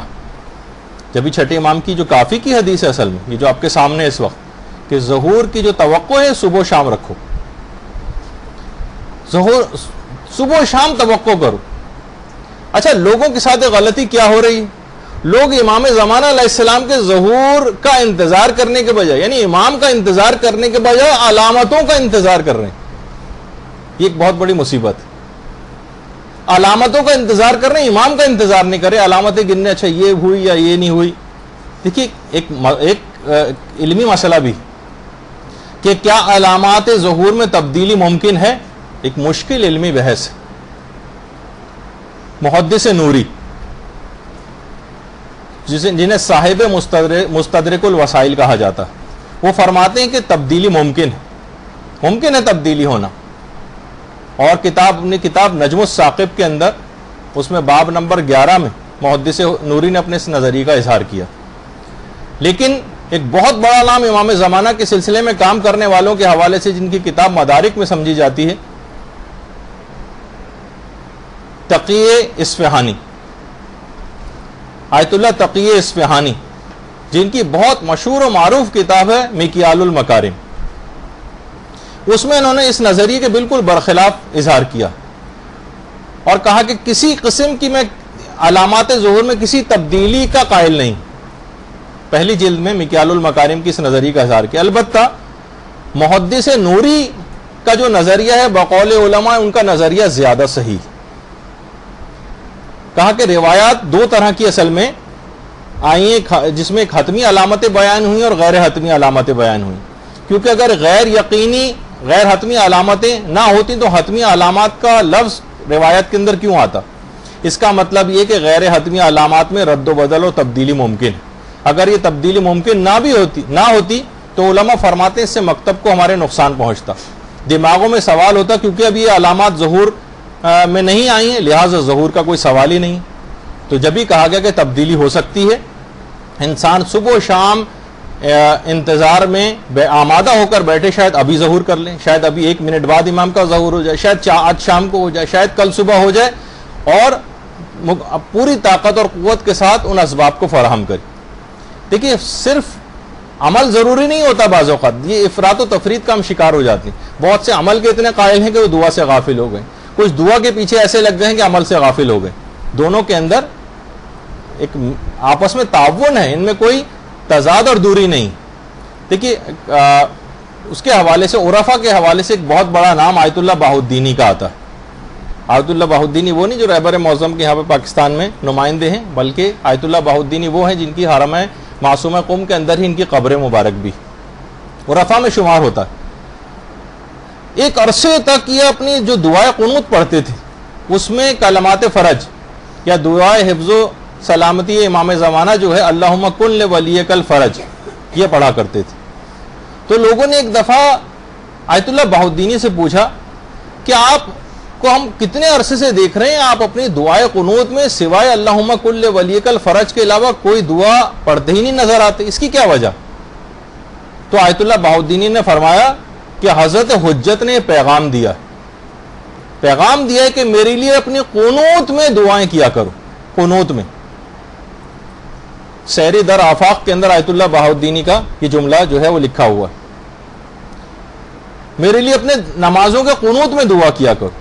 تو آپ لوگوں سے بھی یہ ہے کہ اللہم کن لولیک الفرج، یہ دوسری چیز ہے۔ ایک تو دعاؤں میں امام زمانہ کو مقدم کرنا، یہ آج آپ کو خاص طور پہ ایک بات بتائی گئی علماء کی طرف سے، اور ایک یہ کہ اپنی اگر اب قنوت کے اندر اور دعائیں بھی پڑھیں، لیکن دعائے حفظ و سلامتی امام زمانہ اللہم کن لولیک الفرج یہ بھی کوشش کریں کہ زیادہ تر دفعہ پڑھیں۔ یہ امام کا ایک حق بھی ہے، اور کہا جاتا ہے کہ امام اللہم کن لولیک الفرج کی دعا سے سب سے زیادہ خوش ہوتے ہیں، اور ایک تقرب کا خود بخود امام کی توجہ اور عنایت آپ کی طرف ہو جائے گی، اور آپ کے سارے مسئلے حل ہو جائیں گے۔ تو امام کا ظہور یہ تنہا راہ نجات جس کو کہا جاتا ہے کہ یہ اگر ہو جائے تو آپ کے دینی اور دنیاوی سارے مسئلے حل ہو جائیں گے۔ تو دیکھیے ہمارے بہت سارے اعمال ایسے ہیں جو مانع ہو جاتے ہیں۔ حضرت آیت اللہ بہجت ایک جملہ ارشاد فرماتے تھے کہ تم کو معلوم ہے کہ حضرت حجت کی زیارت میں کون سی چیز مانع ہے، کون سی ایسی بات ہے جو آپ کو حضرت حجت کی زیارت نہیں ہونے دیتی؟ ایک جملے میں آقا بہجت نے بتایا، کہا کہ ترک واجبات اور ارتکاب محرمات، واجبات کو ترک کرنا اور حرام کاموں کا ارتکاب کرنا یہ تنہا حضرت حجت کی زیارت میں مانع چیز ہے۔ ورنہ ایسے علماء بھی گزرے ہیں کہ جو روزانہ حضرت حجت کی زیارت جن کو نصیب ہوتی۔ آیت اللہ سید ہاشم حداد، ان کا بڑا عرفا میں نام، اور یہ وہی ہاشم حداد ہیں جن کے متعلق میں نے پچھلی دفعہ بھی بتایا تھا کہ جب قبر سلمان فارسی پر گئے تھے تو روح سلمان فارسی قبر سے نکل کر باہر آ گئی تھی، اور کہا آپ میری پائنتی کی طرف نہیں بلکہ میرے سرہانے آ کر بیٹھے، وہ جو کہ پورا واقعہ آپ سن چکی ہیں اس سے پہلے۔ وہی ہاشم حداد، ہاشم حداد آیت اللہ علی آقا قاضی کے شاگرد تھے۔ آیت اللہ علی آقا قاضی وہی ہیں جو آقا خوئی کے بھی استاد تھے، آیت اللہ بہجت کے بھی استاد تھے، اور ہاشم حداد کے بھی استاد تھے۔ کہتے تھے ہم ایک حالت دیکھتے تھے علی آقا قاضی کی کہ اٹھتے بیٹھتے ہر وقت، اور ایک حالت سے جب دوسری حالت میں جاتے تھے ایک جملہ بار بار کہتے تھے، یا صاحب الزماں، یا صاحب الزماں، بار بار یہ جملہ کہا کرتے تھے۔ جس طریقے سے دیکھیے، اور حالت کی تبدیلی میں بھی جب دیکھیے، جب جو احرام کے مستحبات ہیں اس میں کہ جس وقت انسان محرم ہوتا ہے اور احرام کی حالت میں ہوتا ہے تو جب بھی حالت کی تبدیلی ہو تلبیہ پڑھے، اٹھتے وقت بیٹھا ہوا جب اٹھ رہا ہے تو تلبیہ پڑھے، بیٹھ رہا ہے تو تلبیہ پڑھے، بس رک رہی ہے تو تلبیہ پڑھے، بس چل رہی ہے تو تلبیہ پڑھے، پہاڑی پہ چڑھ رہا ہے، اونچائی جگہ پہ جا رہا ہے تو تلبیہ پڑھے، نیچے اترتے وقت تلبیہ پڑھے۔ تو یہ بھی جب حالتوں میں تبدیلی ہوتی تھی یا صاحب الزماں، یا صاحب الزماں کہتے تھے۔ ایک دفعہ کسی نے ان سے پوچھ لیا کہ آغا کیا کبھی آپ اتنا زیادہ ذکر کرتے ہیں ان کا اٹھتے بیٹھتے کہ کیا آپ کبھی حضرت حجت کی زیارت سے مشرف ہوئے ہیں؟ اب جملہ سنیے ان کا، آیت اللہ علی آقا قاضی کا، فرماتے ہیں اندھی ہو جائیں وہ آنکھیں جو صبح بیدار ہوں اور اولی نگاہ امام زمانہ کے رخ انور پہ نہ پڑے۔ اللہم صلی علی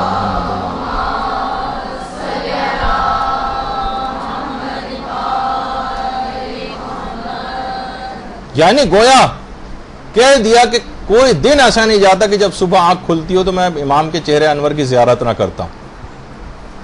باقاعدہ اسوہ عارفان جو کتاب ہے، صادق حسن زادہ اور محمود طیار مراغی نے اس واقعے کو آیت اللہ علی آقا قاضی کی سیرت میں نقل کیا۔ تو دیکھیے ابھی یہ بات ہو رہی تھی کہ امام سے دعاؤں میں دنیا بھی مانگنی ہے، آخرت بھی مانگنی ہے، دنیا کی بھی ساری چیزیں۔ ایسا نہیں جیسے ابھی آپ نے سوچا کہ شاید میں نے جن باتوں کا تذکرہ کیا امام سے دنیا کی کوئی چیز مانگنی نہیں چاہیے، نہیں، میں افراط و تفریط کے حوالے سے بات کر رہا تھا، ورنہ کوئی اور بھی ہے جو بھی حاجات وہ سب امام سے مانگی جا سکتی۔ آیت اللہ العظمیٰ سید محمد رضا گلپائیگانی یہ فرماتے ہیں، آیت اللہ گلپائیگانی جب بزرگ ہو گئے تو اس طرح کی شخصیت تھی، لیکن یہ اپنے جوانی کا تقریباً واقعہ بتا رہے ہیں جب آیت اللہ گلپائیگانی اس طرح کے تھے، جوان تھے۔ یہ فرماتے ہیں کہ وہ زمانہ جو طالب علمی کا ان کا تھا، اس زمانے میں جنہوں نے حوزہ علمیہ قوم قائم کیا تھا آیت اللہ شیخ عبد الکریم حائری، اس زمانے میں انہوں نے حوزہ علمیہ قائم کیا تھا، اور ایک لحاظ سے انہی کی مرجعیت تھی. تو طالب علموں کو اس زمانے میں جو شہریت تقسیم کرتے تھے شیخ عبد الکریم حائری کے دور میں، وہ شیخ محمد تقی بافقی تھے. دیکھیں ان کے ایسے افراد، ان کے چہروں کی زیارتیں بھی ثواب ہیں. بڑی مشکل سے یہ سب چیزیں نکالی جاتی ہیں صرف آپ کو، تاکہ آپ ان سے واقف ہوں ہمارے علماء کی سیرت اور کردار سے، کیونکہ اس وقت سب سے زیادہ کردار کشی ہمارے علماء کی جا رہی ہے. ان کے کام کو زیرو ثابت کرنے کے لیے باطل خوب پیسہ خرچ کر رہا ہے تاکہ ان کا مقام آپ کی نگاہ میں کم ہو جائے. تو ایک لحاظ سے پہلے مرحلے پر یہ ہو، اور اس کے بعد پھر آہستہ آہستہ آپ کو تقلید اور مرجعیت سے کاٹ دیا جائے. تو شیخ محمد تقی بافقی یہ جو تھے، یہ طالب علموں میں شہریہ تقسیم کرتے تھے. شہریہ تقسیم. تو اس وقت مدرسے میں 400 طالب علم پڑھتے تھے قوم کے، اور سردیوں کا دور تھا. سردیاں شروع ہوئیں تو سارے طالب علم ایک درخواست لے کر آئے اور کہا کہ ہمیں سردیوں کے حوالے سے ایک موٹی ابا چاہیے، بہت زیادہ سردی لگتی. درخواست کی. آقا شیخ عبد الکریم حائری نے کہا کہ میرے پاس اتنے پیسے تو نہیں ہیں کہ میں 400 طالب علموں کے لیے موٹی ابائیں خریدوں. لیکن اس بات کو شیخ تقی بافقی نے بہت محسوس کیا، اور اسی وقت وہاں سے اٹھے. یہ شیخ محمد تقی بافقی قبر ہے یہ قم میں. یہ وہاں سے اٹھے اور سیدھے مسجد جمکران گئے. مسجد جمکران شب جمعہ تھی، مسجد جمکران گئے. جمکران، اور وہاں جا کر حضرت حجت سے توسل کیا. حضرت حجت سے توسل کیا.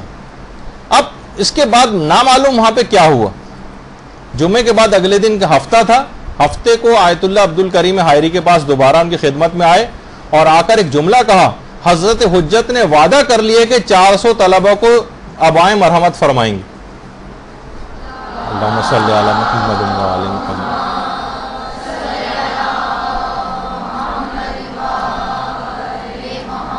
اور شب جمعہ تھی، وہاں گئے.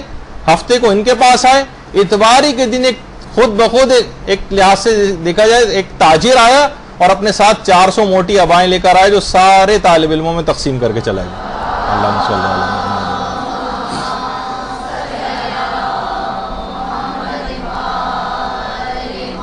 شیفتگان امام مہدی کی پہلی جلد میں تقی بافقی کا یہ واقعہ جو ہے وہ تحریر. اچھا، دنیاوی اعتبار سے بھی شیفتگان امام مہدی، فارسی میں اردو میں نہیں. اچھا، نہ صرف یہ کہ دنیاوی چیزیں مانگنی ہیں، آپ تو دینی طالبہ ہیں نا، آپ کو ایک چیز آگے بھی بڑھ کے مانگنی ہے. حضرت حجت سے توسل کرنا ہے اپنے علم کے لیے. اپنے علم کے لیے سید مہدی بحرالعلوم کتنا بڑا نام ہے، کتنا بڑا نام.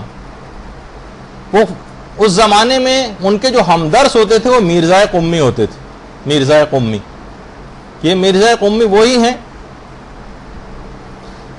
کہ جن کا مقبرہ حرم سے متصل، حرم معصومہ قم سے متصل جو چھوٹا قبرستان ہے جس کا اکثر ذکر کرتا رہتا ہوں، بہت بڑی بڑی شخصیات دفن ہیں. اللہم صلی علی محمد.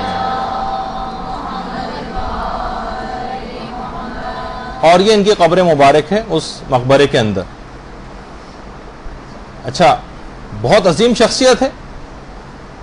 اور خود رہبر معظم بھی چھوٹا سا جو قبرستان ہے یہاں پہ بہت زیادہ شہید بھی ہیں. اور یہی وہ تصویر میں آپ سے کہہ رہا تھا جو پچھلی دفعہ کہ قبروں پر اس لحاظ سے نہیں چل رہے ہیں بلکہ درمیان والی جو جگہ اس میں چلتے ہوئے جا رہے ہیں تاکہ ناموں کے اوپر پاؤں نہ پڑے. اور صرف یہیں کی حد تک بات نہیں ہے بلکہ جب بھی کبھی قوم آتے ہیں رہبر معظم تو تمام علماء اور سب کی قبور کے اوپر جا کر جاتے ہیں اور فاتحہ خوانی وغیرہ کرتے ہیں. تو مرزا قمی فرماتے ہیں کہ جس زمانے میں وہاں پر تھا نجف میں تو سید مہدی بحرالعلوم میرے ہمدرس ہوتے تھے لیکن بحث میں اور علم میں مجھ سے زیادہ قوی نہیں تھے. یعنی میں ان سے زیادہ قوی تھا، ان کی استعداد علمی مجھ سے زیادہ نہیں تھی. کہہ رہے اس کے بعد بہرحال میں نجف سے جو ہے وہ ایران چلا گیا اور ایران جانے کے صرف چند سال بعد ہی جب زیارت عتبات عالیہ کے لیے میں دوبارہ عراق گیا اور میری ملاقات سید مہدی بحرالعلوم سے ہوئی تو میں نے دیکھا گفتگو کے اندر علم کا ایک سمندر جو ہے ٹھاٹے مار رہا ہے. میں حیران رہ گیا کہ یہ تو مجھ سے زیادہ بحث میں قوی نہیں تھے, مجھ سے زیادہ علم میں بھی آگے نہیں تھے, یہ سید مہدی بحرالعلوم کی کیا حالت, ایک دم سے علمی لحاظ سے اتنے زیادہ اوپر کیسے چلے گئے. میں نے ایک دفعہ ان سے پوچھ ہی لیا, کہا کہ آپ یہ بتائیے کہ اتنا تبحر علمی آپ کے اندر کیسے آ گیا چند سالوں کے اندر. تو سید مہدی بحرالعلوم نے کہا کہ ایک رات میں مسجد کوفہ گیا, مسجد کوفہ میں نے دیکھا کہ حضرت حجت مسجد کوفہ میں نماز ادا فرما رہے ہیں. اللہم صلی علی محمد.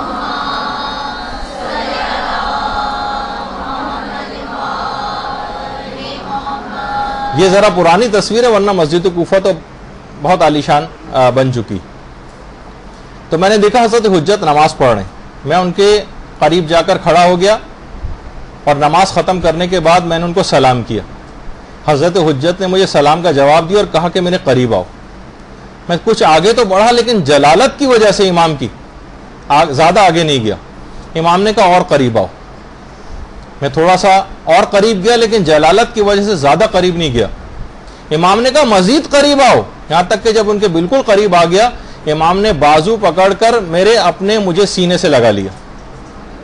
اللہم صلی علی محمد وعلی محمد.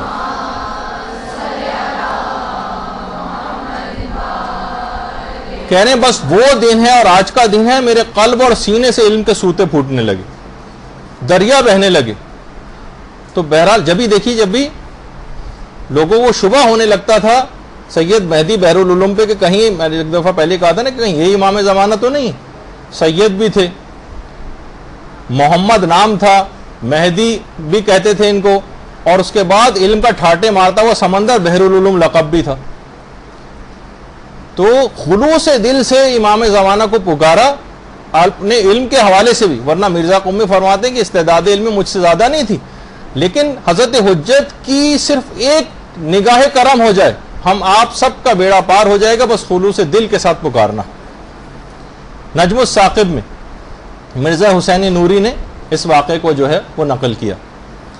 اچھا اب دیکھیے, جب بھی ہم لوگوں سے یہ بات کہتے ہیں, بلکہ علماء جو کہتے ہیں لوگوں سے کہ دیکھیے ظہور کی راہ کو ہموار کیجئے, عمل کیجئے, تو وہ کہتے ہیں کہ بھائی ہم کہاں وہ 313 افراد جو امام کے ساتھ لشکر میں شامل ہوں گے, ہم کہاں ان کے اندر شامل ہو سکتے ہیں جب اب تک 313 کے اندر اتنے بڑے بڑے علماء شامل نہیں ہو سکتے. یہ ایک تعویل پیش کی جاتی ہے کہ ہم اس وجہ سے عمل نہیں کر رہے ہیں کہ ہم اس مقام تک پہنچ ہی نہیں سکتے. تو دیکھیے سب سے پہلی بات تو یہ ہے کہ امام کا لشکر 3 حصوں میں تقسیم ہوگا. ایک تو وہی 313 کا عدد ہے جس پہ ابھی میں بات کرتا ہوں. اس کے بعد ایک دوسرا لشکر ہوگا, پہلا 313 والا تو خاص الخاص افراد پہ مشتمل, دوسرا لشکر امام کا 10,000 پہ مشتمل ہوگا, اور جو عام لشکر ہوگا ناصران کا, اس کی تعداد تو لاکھوں اور کروڑوں میں ہو جائے گی. اور امام کی جو عالمی حکومت قائم ہوگی پوری دنیا میں, یہ جتنے بھی موجودہ حکومتیں ہیں یہ سب کا جغرافیائی جو سرحدیں یہ سب ختم ہو جائیں گی. امام پوری دنیا جو گلوب آپ کے سامنے دنیا کا ہے, اس پوری دنیا کو 313 حصوں میں تقسیم کر دیں گے, اور ہر حصے کے لیے امام ایک گورنر مقرر کریں گے.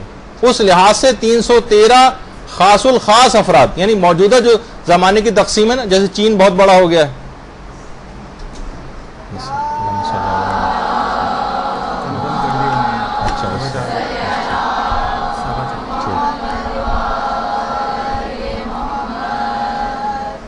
تو ایسا نہیں ہوگا کہ پوری دنیا جس وقت اس طرح ہم دیکھتے ہیں کہ چین اتنا بڑا ہو گیا اور روس جو ہے وہ اتنا بڑا ہو گیا ہے اور انڈیا اتنا بڑا ہو گیا, اور اتنے سے چھوٹے چھوٹے ممالک کے گلوب پہ آپ کو بالکل ڈاٹ کی صورت میں نظر آ رہے ہوتے ہیں. امام یہ والی تقسیم ختم کر دیں گے, پوری دنیا کو 313 حصوں میں تقسیم کریں گے.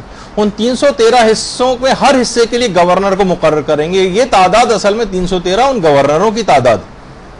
یہ اس میں ظاہر ہے کہ بہت خاص الخاص افراد یقیناً شامل ہوں گے, کیونکہ عالمی امام کی حکومت ہوگی. جو ان کے گورنر ہوں گے وہ ہمارے زمانے کے یہاں جو فاسق و فاجر گورنروں کی طرح تھوڑی ہوں گے.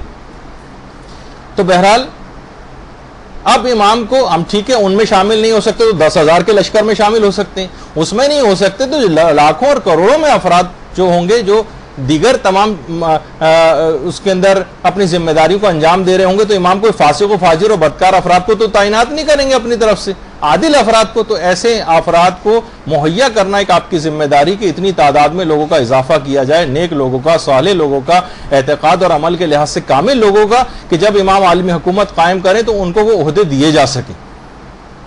تو بہرحال یہ ایک بات ہے کہ دیکھیے انتظار فرج اس کو افضل ترین اعمال میں قرار دیا جاتا ہے، مگر یہ بات یاد رکھ لیجئے کہ یہ عمل جو ہے انتظار کا، یہ خود اعمال صالحہ ہی کے ساتھ ہی قابل فہم. یہ دیکھیے فرج اور کشائش یا راحت جس کو کہا جاتی ہے پریشانیوں کے مقابلے میں قابل فہم ہوتی، یعنی جو پریشان ہوگا اسی کے لیے فرج قابل فہم ہوگی، جو کسی پریشانی اور دکھ میں مبتلا ہی نہ ہو اس کے لیے فرج اور کشائش اور راحت کوئی معنی نہیں رکھتی. امام ظہور کریں یا نہ کریں اس کو کوئی مطلب ہی نہیں، اس کا امام کے ظہور کو راہ ہموار کرنے میں کوئی حصہ نہیں، اس کو کوئی کنسرن ہی نہیں، تو اس کے لیے فرج و انتظار بے معنی ہو کر رہ جائے گا. یہ جو کہا جاتا ہے کہ افضل اعمال ہے انتظار فرج. دیکھیے کسی بھی مشکل میں خدا پر اعتماد اور یقین کا پتہ اسی وقت چلتا ہے جب انسان واقعی سے کسی مشکل کے عالم میں ہو. جب کوئی کسی مشکل میں گرفتاری نہ ہو تو اس کو پتہ نہیں چلتا کہ خدا پر توکل اور اعتقاد کی گہرائی کیا ہوتی. یہ عمل اور ایکٹیویٹی میں دکھانی پڑے گی آپ کو. لوگ دیکھیے امام سے ملاقات کے لیے زیارات کے اعمال انجام دیتے ہیں، ان کی اپنی ایک جگہ حیثیت. کتنے ہی علماء ہیں کہ جنہوں نے سورہ اسراء کی آیت نمبر 80، یہ آپ چاہیں تو نوٹ بھی کر لیں، سورہ اسراء کی آیت نمبر 80 وہ 100 مرتبہ ہر شب 40 شبوں تک اس آیت مبارکہ کو انہوں نے پڑھا، اور کتنے ہی لوگوں نے امام زمانہ کی زیارت کا شرف حاصل کیا. وہ آپ خود قرآن سے جا کے دیکھ لیجئے گا کہ سورہ اسراء کی آیت نمبر 80 80. اچھا ابھی اس کو ڈسکس نہ کریں، ابھی آگے چل کر تو 40 شبوں میں اس کو پڑھنا ہے، تو بہرحال اس کو اس طرح سے پڑھتے ہوئے جائیں. اچھا اب یہ تو میں ایک علماء کے لحاظ سے ایک بات بتا رہا تھا کہ وہ اس عمل کو کر کے، عملیات تو بہت سارے صحیفہ مہدویہ کے نام سے جو کتاب بھی ہے اس کے اندر وہ سارے اعمال جو ہے وہ لکھے ہوئے ہیں جو امام زمانہ سے توسل اور تقرب کے لیے کیے جاتے ہیں. لیکن عمل کو کیسے انجام دینا ہے؟ دیکھیے آیت اللہ سیستانی کے جو والد محترم تھے ان کا نام تھا سید باقر سیستانی. تلاش بسیار کے باوجود میں ان کی تصویر آپ کو نہیں دکھا سکا، نہیں ملی مجھے. مشہد کے بہت بڑے علماء میں شمار ہوتا تھا آیت اللہ سیستانی کے والد کا، اور انہوں نے اپنے لیے مقرر کیا تھا باقر سیستانی نے، آپ میں سے اکثر طالبات نے واقعہ سنا ہوا بھی، مقرر کیا تھا کہ وہ 40 جمعوں تک 40 مختلف مساجد میں ایک عمل انجام دیں گے جس میں زیارت عاشورہ اور زیارت اربعین کو پڑھا جاتا ہے امام زمانہ کے توسل اور تقرب اور امام کی زیارت کے لیے. انہوں نے اپنے اوپر آیت اللہ سیستانی کے والد نے زیارت اربعین کو اور زیارت عاشورہ کو 40 جمعوں تک اور 40 مختلف مساجد میں پڑھنے کا ایک عمل کیا تھا. وہ خود یہ فرماتے ہیں باقر سیستانی کہ ابھی 38واں یا 39واں ہفتہ ہی چل رہا تھا کہ میں مسجد میں عبادت کر رہا تھا تو میں نے دیکھا کہ مسجد کی جو کھڑکی ہے اس میں باہر سے ایک نور سا ساطع ہو رہا ہے. اللہم صلی علی محمد و علی محمد.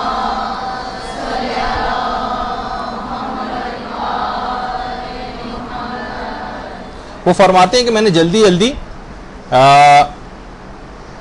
جو ہے وہ نماز ختم کی جلدی اور باہر نکل کے دیکھا اور نور کا مصدر میں نے تلاش کیا کہ کہاں سے یہ نور اندر آ رہا تھا. تو میں نے دیکھا کہ حضرت حجت ایک جنازے کے اندر شریک ہے. میں ان کی خدمت میں گیا تو امام نے میری طرف باقر سیستانی کی طرف دیکھتے ہوئے ایک جملہ ارشاد فرمایا، مجھ سے ملنے کے لیے 40 جمعوں تک زیارت اربعین اور زیارت عاشورہ پڑھنے کی ضرورت نہیں، اور اس صاحب جنازہ کی طرح سے اگر تم ہو جاؤ تو میں خود گھر آ کر تمہاری زیارت کروں گا. باقر سیستانی نے اللہم صلی علی محمد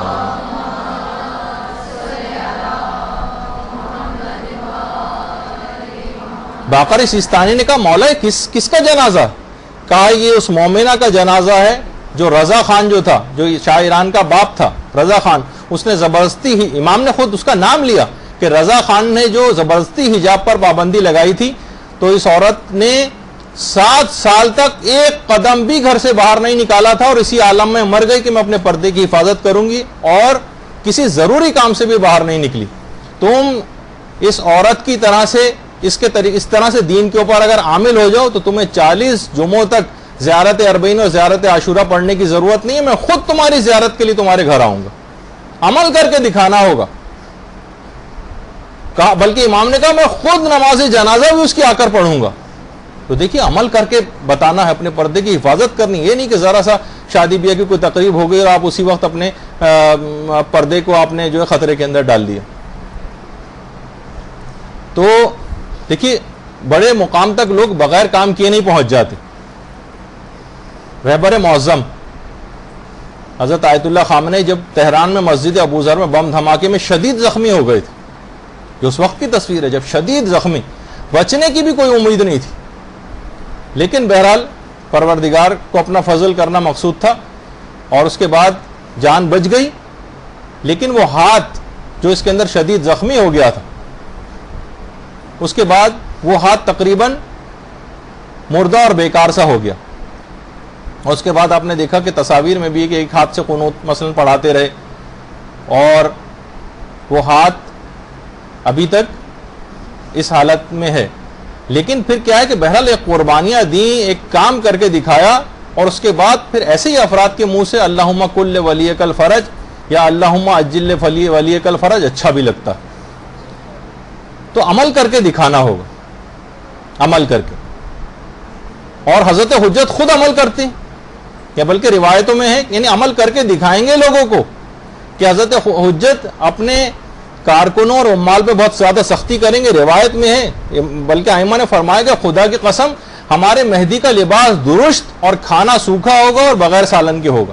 دیکھیے ہم سے تو اس بات کا تقاضا نہیں کہ ہم اس قسم کی وہ کریں، ہم سے تقاضا بھی نہیں، جو جتنے بڑے افراد ہوتے ہیں ان سے اس قسم کا تقاضا ہوتا ہے، لیکن وہ عمل کر کے ایک سادہ زندگی گزار کر دکھائیں گے، ایک سادہ زندگی۔ تو بہرحال یہ ایک دماغ میں یہ چیز رہنی چاہیے، اور بہت سی چیزیں مجھے وقت کی کمی کی وجہ سے اسکپ کرنی پڑ رہی ہیں، لیکن جو خاص بات ہے اس کے اندر، دیکھیے حل من ناصری ینصرنا کی جو صدا ہے، یہ امام حسین نے کب یہ صدا بلند کی تھی؟ یہ اس وقت کی تھی کہ ہے کوئی جو میری مدد کرے، جس وقت ظاہری اعتبار سے کوئی بھی ناصر امام موجود نہیں تھا، سب شہید ہو چکے تھے۔ تو مقصد کہنے کا یہ تھا کہ آنے والی تاریخ کے لوگوں کو یہ پیغام دینا تھا کہ تمہیں بھی میری اسی طرح سے مدد کرنی، کیونکہ امام اس وقت، امام نے نہیں کہا جب ان کے اصحاب زندہ تھے تو یہ تاثر ہوتا کہ امام گویا ان سے مدد مانگ رہے، نہیں، جب کوئی موجود نہیں تھا اور امام نے یہ جملہ جو ہے بلند کیا۔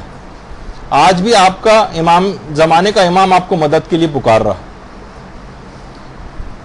تو بہرحال دیکھیے یہ جو انتظار ہے نا، یہ انسان کی سوچ کا دائرہ جو ہے، یہ سوچ کا بلکہ جو دھارا ہے، اور آپ کی محور اور فکر جو ہے اس کو تیز کر دیتا۔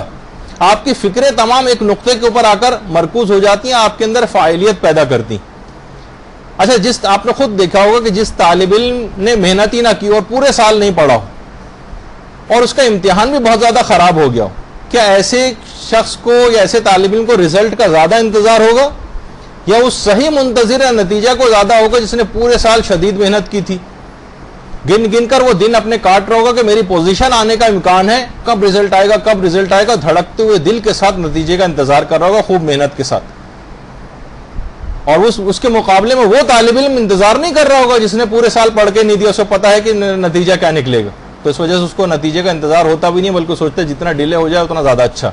ظہور امام کا بھی تقریباً ایسے ہی حال، جو اچھی تیاری کے ساتھ ہوگا امام کی، وہ انتظار کرے گا واقعی دھڑکتے دل کے ساتھ، اور جس کی تیاری نہیں ہوگی وہ بس ایسے ہی ٹامک ٹوئیاں مارتا پھر رہا ہوگا، اور زبانی طور پر اللہم اجل ولیک الفرج پورا مجمع کہہ رہا ہے تو وہ بھی کہہ رہا ہے ساتھ میں، لیکن دل اس کا ساتھ نہیں دے رہا ہوگا۔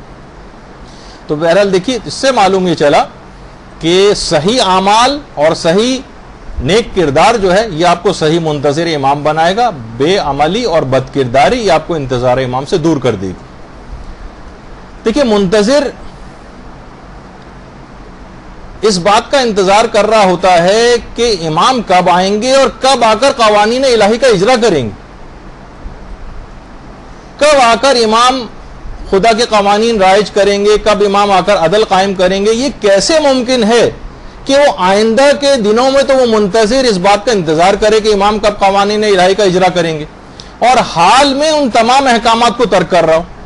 مستقبل میں تو انتظار کر رہا ہے لیکن حال میں ان احکامات کے اوپر عمل پیرا نہیں ہے۔ اس کا مطلب ہے کہ یہ شخص اپنے آپ کو دھوکہ دے رہا ہے، یہ جھوٹا ہے، یہ منتظر امام ہے ہی نہیں۔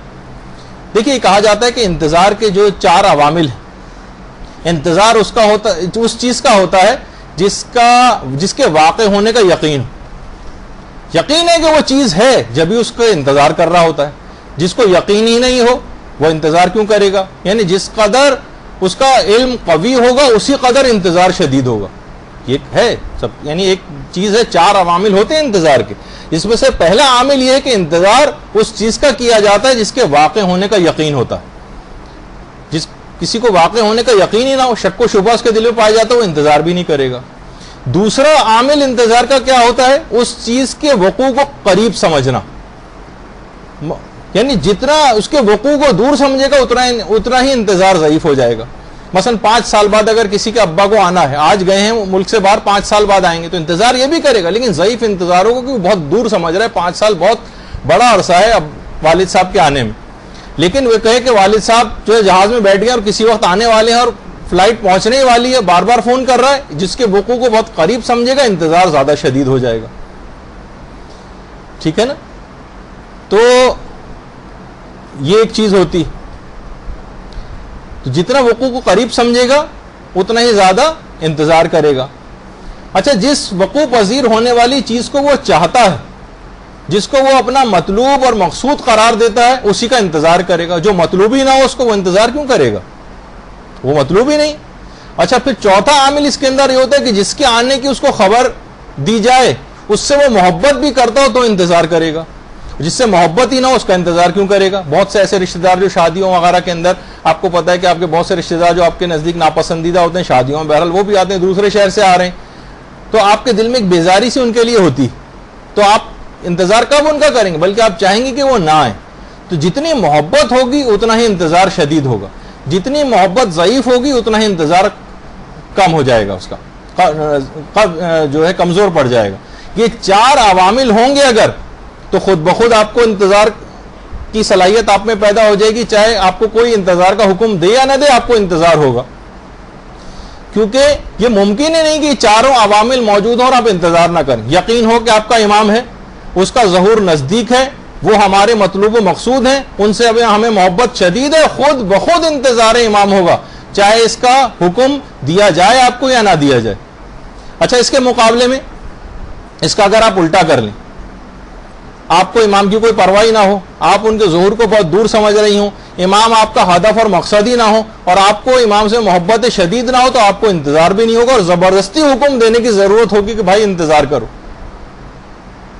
تو دیکھیے امام خود یہ بات بیان فرماتے ہیں کہ یہ جو کہا جاتا ہے نا کہ بہترین اعمال ہے، امام خود ارشاد اس متعلق فرماتے ہیں کہ تمہیں وہ تمام کام کرنے چاہیے جو تمہیں ہماری محبت سے قریب کریں، اور ان تمام کاموں سے تمہیں اجتناب کرنا پڑے گا جو ہماری محبت سے تم کو دور کر رہے ہیں۔ تمہاری کوئی بھی خبر ہم سے پوشیدہ نہیں۔ دیکھیے خدا کی طرف سے ہدایت کا جو وسیلہ ہے، ہدایت کا وسیلہ وہ امام ہے۔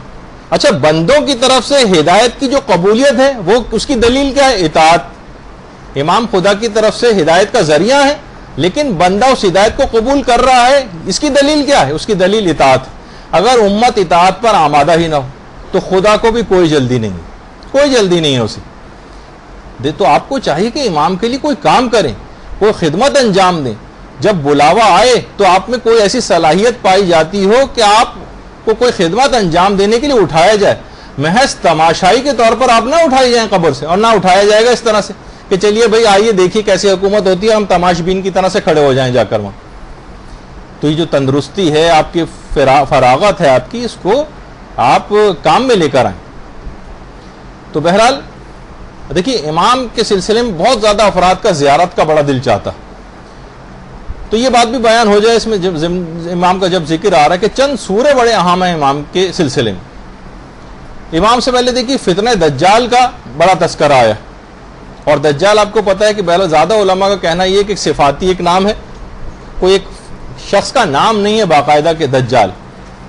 تو سورہ کہف جو ہے پیغمبر فرماتے ہیں کہ جو 8 دن اور 8 راتیں سورہ کہف پڑھے وہ ہر فتنے سے محفوظ ہو جائے گا, اور اگر دجال نے ان 8 دنوں میں خروج کیا تو اس کے فتنے سے بھی وہ محفوظ ہو جائے گا. سورہ کہف. اور پیغمبر نے یہ جملہ بھی ارشاد فرمایا کہ جو کہف کی 10 آیات کو حفظ کر لے گا وہ دجال کے فتنے سے محفوظ ہو جائے گا اور کوئی نقصان اس کو نہیں پہنچے گا. اور اگر سورہ کہف کی ساری آیتیں بھی پڑھ لے, ساری آیتیں یعنی پورا سورہ, تو ایسا شخص داخل جنت ہوگا. اور اگر سورہ کہف کی آخری آیات کو حفظ کر لے تو قیامت کی میں اس کے ساتھ ایک نور اور روشنی ہوگی. تو سورہ کہف علی الخصوص امام زمانہ علیہ السلام کے حوالے سے بہت اہم ترین سورہ ہے, کہ آپ کوشش کر کے اس کی ابتدائی 10 آیتیں, آخری آیات, بلکہ اگر ہو سکے تو پورے سورے کو حفظ کرنے کی کوشش کریں, تو پھر آپ کو امام کی غیبت میں یہ جتنی منحرف کرنے والی چیزیں یہ آپ کو نقصان نہیں پہنچا سکیں گی. دوسرا سورہ جو ہے وہ سورہ یاسین. سورہ یاسین باقاعدہ ایک عالم دین نقل کرتے ہیں کہ جب میں خدمت امام میں پہنچا تو میں اس زمانے میں شدید سخت مصیبت میں مبتلا تھا, تو امام زمانہ نے مجھے خود سورہ یاسین پڑھنے کی تاکید کی مشکلات میں. اور دیکھیے اس میں امام نے فرمایا کہ اس میں مبین 6 مقامات پر آیا ہے. دیکھیے ایک عمل بھی آپ بھی چاہیں اس کو کر سکتی. امام نے فرمایا سورہ یاسین میں جو لفظ مبین ہے یہ 6 مقامات پر آیا ہے. تو جب بھی تم لفظ مبین پر پہنچو تو اس مقام پر پہنچ کر اپنی حاجات طلب کرو, تو خدا تمہاری دعاؤں کو مستجاب کر دے گا. اچھا وہ عالم دین جب ان کی امام سے ملاقات ہوئی اس کے بعد وہ گھر آئے تو انہوں نے پھر قرآن میں دیکھا کہ مبین, وہ ذرا حیران اور پریشان ہو کہ مبین قرآن میں 7 مقامات پر آیا, جبکہ امام نے کہا تھا 6 مقامات ہیں. پھر انہوں نے خود ہی غور کیا تو کہا, نتیجے پہنچ گئے کہ یقیناً ضرور امام تو غلطی کر ہی نہیں سکتے. تو واقعی جو امام نے کہا تھا کہ مبین لفظ 6 مقامات پر آیا اور ایک مقام پر الف لام کے ساتھ آیا المبین, تو امام نے لفظ صرف مبین کہا تھا جو کہ 6 مقامات کے اوپر آیا ہے. تو پھر انہوں نے اسی طریقے سے پڑھا کہ جیسے امام نے بتایا تھا اور وہ دعا فوراً مستجاب ہو گئی. تو سورہ یاسین کا یہ عمل بڑے آپ نے آرام سے سن لیا کہ دعا مستجاب ہو گئی, اور کچھ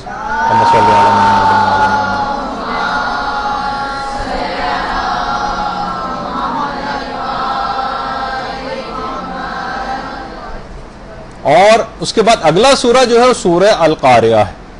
چھٹے امام القاریہ سورہ کے متعلق فرماتے ہیں کہ خدا اس کے پڑھنے والے کو دجال کے فتنے سے اور اس دجال کے فتنے پر ایمان لانے سے اور جہنم سے محفوظ رکھے گا.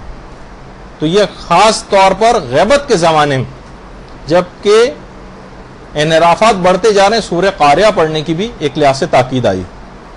اور اس کے علاوہ جو مسبحات سورہ, مسبحات ابھی بتاتا ہوں کون سے سورے. جابر بن یزید جعفی 5ویں امام کے بھی صحابی ہیں, 6ٹھے امام کے بھی ہیں, وہ فرماتے ہیں 5ویں امام سے کہ جو شخص بھی رات کو سونے سے پہلے مسبحات پڑھے گا وہ نہیں مرے گا مگر یہ کہ حضرت قائم کو درک کر لے گا.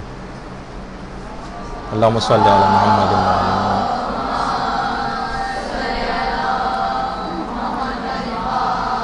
اور اگر مر گیا تو وہ جوار پیغمبر میں جگہ پائے گا, پیغمبر کے پڑوس میں اس کو گھر دیا جائے گا. اچھا مسبحات سورے وہ ہیں جو تسبیح سے شروع ہوتے ہیں, تسبیح سے. ملا صالح مازندرانی فرماتے ہیں کہ جو سورے بھی سبحہ, یسبح ہو یا سبحان سے شروع ہوتے ہیں وہ سب مسبحات. اس لحاظ سے 7 سورے بنتے ہیں مسبحات. سورہ اسراء, سورہ حدید, سورہ حشر, سورہ صف, سورہ تغابن اور سورہ اعلیٰ اور سورہ جمعہ. یہ 7 سورے بنتے ہیں کہ جو کہ مسبحات کہلاتے ہیں. اب لکھ لیجئے گا آپ, اس کا اب تو یہ اپلوڈ ہو جاتا ہے, اتنا وقت نہیں کیونکہ بہت جلدی اس کے بعد آخر میں ایک اہم ترین اعلان بھی کرنا ہے آپ کے سامنے. البتہ مرحوم کفمی جو گزرے ہیں ہمارے، انہوں نے اپنی کتاب مصباح کے حاشیے میں چیز لکھی ہے اور کہا ہے کہ 5 سورے ہیں اصل میں. اور اب دیکھیے پھر آپ نے بات شروع کر دی بیچ میں. جب بھی میں اس کو منع کرتا ہوں کہ بیچ میں کوئی ٹوکا نہ کرے تو زیادہ مناسب ہے، کیونکہ پھر آپ لوگ ڈسکشن شروع کر دیتے ہیں. 5 سورے وہ کہتے ہیں کہ 2 ہم خارج کر رہے ہیں، سورہ اسراء اور سورہ اعلیٰ، کچھ دلائل کی بنا پر. مرحوم کفمی نے حاشیے میں مصباح کے لکھا ہے کہ 5 سورے ہیں اصل میں، اور اس میں سے سورہ اعلیٰ اور سورہ اسراء کو خارج کر دیا. تو بہرحال بعض علماء یہ فرماتے ہیں کہ جو فائدے ہیں، یعنی امام زمانہ کو درک کرنا اور جوار پیغمبر میں جگہ پانا، یہ فقط ایک دفعہ پڑھنے سے بھی یہ فائدہ حاصل ہو جاتا ہے. ایک دفعہ اگر ان 7 سوروں کو پڑھ لیا جائے، کتنا بڑا، یعنی ایک دفعہ پڑھنے سے بھی حاصل ہو جاتا ہے. البتہ کہا کیونکہ یہ اس کے فائدے بہت زیادہ ہیں، تو اس کا مطلب اور فائدہ اتنا زیادہ ہے تو ایک دفعہ سے زیادہ پڑھنے میں اور تکرار کرنے میں یقیناً اور زیادہ فائدہ ملے گا، تو جتنی تکرار ہو. اچھا، یہاں جو لفظ آیا کہ امام زمانہ کو درک کرنا، تو درک کی 2 صورتیں ہیں. ایک تو یہ کہ براہ راست ملاقات ہو جانا، اس کو بھی درک کہا جاتا ہے. اور فرمایا کیونکہ ان 7 سوروں میں حضرت قائم کا کوئی نہ کوئی ذکر آیا، ان کی صفات اور ان کے احوال ان سوروں میں آئے ہیں، تو اس کی ایک تاثیر یہ ہے کہ وہ آدمی خود بخود ان سوروں کو تلاوت کرنے والا امام زمانہ کا قرب اس کو حاصل ہو جاتا ہے. تو اللہم صلی علی محمد. اچھا، اب کریں کیا کریں؟ تو دیکھیے جلدی ہم بات کو بیان کرتے ہیں، لیکن ایسا نہیں کہ بس ابھی یہ 5 منٹ میں ہی میں بتاؤں گا کہ کیا کریں، اس کے علاوہ بس ابھی بتا دیا تو بتا دیا، ورنہ اس کے بعد تو ہم کو عمل نہیں. آپ کو اس کے بعد خود سے تحقیق کرنا ہے، پوچھنا ہے، علماء سے دریافت کرنا ہے، اپنی زندگی کا مقصد اور تعین کرنا ہے. لیکن ایک عمومی طور پر کہ آپ کی کیا ذمہ داریاں، آپ کے فضائل اور آپ کے مناقب بیان کیے جائیں، ایسی محفلوں کا انعقاد جیسے کہ ابھی تذکرہ ہوا. دوسرا فریضہ ہے کہ آپ خود بھی ان محافل اور ان مجالس میں شریک ہوں. جہاں پر بھی امام کے سلسلے میں اس قسم کا کوئی کام ہو رہا ہے، آپ کو چاہیے کہ ان محفلوں میں شریک ہوں، ان مجالس میں آپ شریک ہوں. تیسری ذمہ داری یہ بنتی ہے کہ آپ ان کے فضائل اور مناقب کو نشر کریں. کتاب اس سلسلے میں اگر کوئی لکھی جا رہی ہے امام، اس میں آپ کنٹریبیوٹ کریں، اپنا مالی حصہ ڈالیں، اس کو ادھر سے ادھر اگر چھپ چکی ہے کتاب ایک دوسرے کو تحفے کے اندر آپ دیں، اس کے اوپر اپنے پیسے کو خرچ کریں. خود امام کی ایک حق ادا ہوگا جو آپ کریں گی کام. اگلا آپ کی ذمہ داری کہ آپ ان کے فراق میں روئیں اور دوسرے لوگوں کو رلائیں. یہ بھی ایک فریضہ. امام کی نیابت میں یا امام کی طرف سے یا امام کو ہدیہ کریں کوئی حج کو ہدیہ کرنا. بہتر یہ کہ اکثر علماء کہتے ہیں کہ حج نیت اپنی طرف سے کریں اور امام کے سلسلے میں نیابت نہ کریں، بلکہ حج خود کر کے پھر اس کے بعد ہدیہ کر دیں. آیت اللہ بہجت وغیرہ کے سلسلے میں رجحان تھا. یا پھر یہ کہ امام کے لیے کوئی جا رہا ہو حج پہ تو آپ کہیں کہ امام زمانے کی طرف سے میری طرف سے ان کے لیے طواف کرنا یا ان کے لیے کوئی عمرہ بجا لانا. یہ خود جا سکتے ہو تو خود یہ کام کریں، ورنہ کسی کو نائب بنا کر بھی بھیجیں. یہ بھی ایک ذمہ داریوں میں سے. اور حضرت حجت کی طرف سے معصومین کے جو روزے ہیں ان کی زیارت انجام دیں. جہاں بھی کوئی شخص زیارت کے لیے جا رہے ہیں ان سے آپ کہیں کہ میری طرف سے بھی نیت کر لینا. خود اگر ان زیارت کے سفروں کے اوپر جا رہے ہوں تو حضرت حجت کی طرف سے یہ تمام زیارتیں کریں اور اس کے بعد ثواب ان کو ہدیہ کریں. آپ سے استغاثہ کریں. بہت سے استغاثے بہت اہم ہیں جو انشاءاللہ آج موقع نہیں کبھی اور آپ کی خدمت میں بیان کیے جائیں گے. آپ کے وسیلے سے شرعی حاجات طلب کریں. امام زمانہ کو وسیلہ بنائیں اس سلسلے میں اور حاجات طلب کریں. جیسے کہ اب آغا سیستانی کے لحاظ سے آج رات جو ہے وہ آپ لوگوں کی شب نیمہ شعبان ہے، اور آغا خوئی کے حوالے سے کیونکہ عراق اور ایران وغیرہ کے اندر کیونکہ آج منائی جا رہی تو آج ان کا دن ہے اور کل شب گزر چکی ہے ان کے لحاظ سے. تو بہرحال آپ کے وسیلے سے شرعی حاجات طلب کریں. خدا کی بارگاہ میں آپ کو شفیع بنائیں، شفاعت طلب کریں، اور لوگوں کو آپ کی طرف بلائیں، رہنمائی کریں کہ امام زمانہ کا ذکر کریں بار بار. ایسی محافلوں میں لوگوں کو کھینچ کھانچ کے لے کر آئیں، ایسے پروگراموں کا انعقاد کروائیں. خود کو تمام اخلاقی رذائل سے اور برائیوں سے بچانے کی کوشش کریں. لوگوں کو دین پر عمل کر کے دکھائیں. ان جیسا بننے کی نہ کوشش کریں کم سے کم پردہ کر کے شادی میں جا رہے ہیں. نہیں، اچھا ایک ایسا پردہ کہ لوگوں کو ایک معاشرے کے اندر نیکیاں ہوتے نظر آئیں. دین پر عمل کر کے لوگوں کو دکھائیں. خود علم حاصل کریں، تبلیغات دینی کے اندر اپنے آپ کو لے کر آئیں، امام سے ملاقات کے شوق کا اظہار کریں اور تجدید عہد ان سے کریں، دعا عہد پڑھیں اس سلسلے میں، مومنین کی مدد کریں، مومنین کو خوش کریں۔ علماء فرماتے ہیں کہ مومنین کو خوش کرنا خود امام زمانہ کو خوش کرنے کے برابر، اور امام زمانہ علیہ السلام کو ایک جو یاد کیا جاتا ہے جس طرح سے، اور امام کو روزانہ سلام کریں، یعنی زیارات پڑھیں، ان کی توسل ان سے کریں، ان سے جسمانی اور روحانی جو نسبت ہے رکھنے والے جو علماء اور سادات اور مومنین ہیں ان کا بھی تقرب حاصل کریں، قنوت میں امام زمانہ کے لیے دعا کریں۔ قنوت میں حضرت حجت جو خود قنوت پڑھتے ہیں، آیت اللہ سید نصر اللہ مستنبت جو کہ خود آیت اللہ خوئی کے داماد تھے، وہ فرماتے ہیں کہ میں نے خود حرم میں امیر المومنین میں حضرت حجت کو ان کی دل نشیں آواز میں قنوت پڑھتے سنا تھا، اور اس اللہم صلی علی محمد و علی محمد،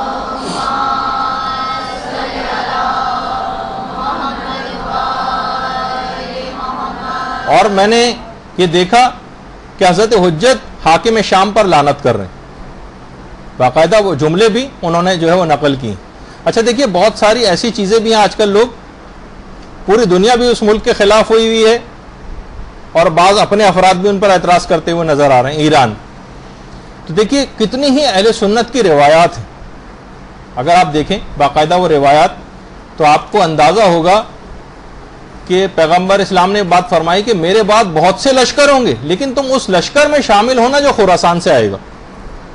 خراسان ایران کو کہا جاتا ہے، اس لشکر میں تم لوگ شامل ہونا جو خراسان سے آئے گا۔ دوسری ایک اور روایت حضرت ابو ہریرہ کی بھی، ترمذی کے اندر بھی، کہ پیغمبر نے فرمایا خراسان کی طرف سے سیاہ سیاہ جھنڈے آئیں گے، کوئی طاقت ان کو واپس نہیں کر سکے گی یہاں تک کہ وہ بیت المقدس میں نصب کر دیے جائیں گے۔ اللہم صلی علی محمد۔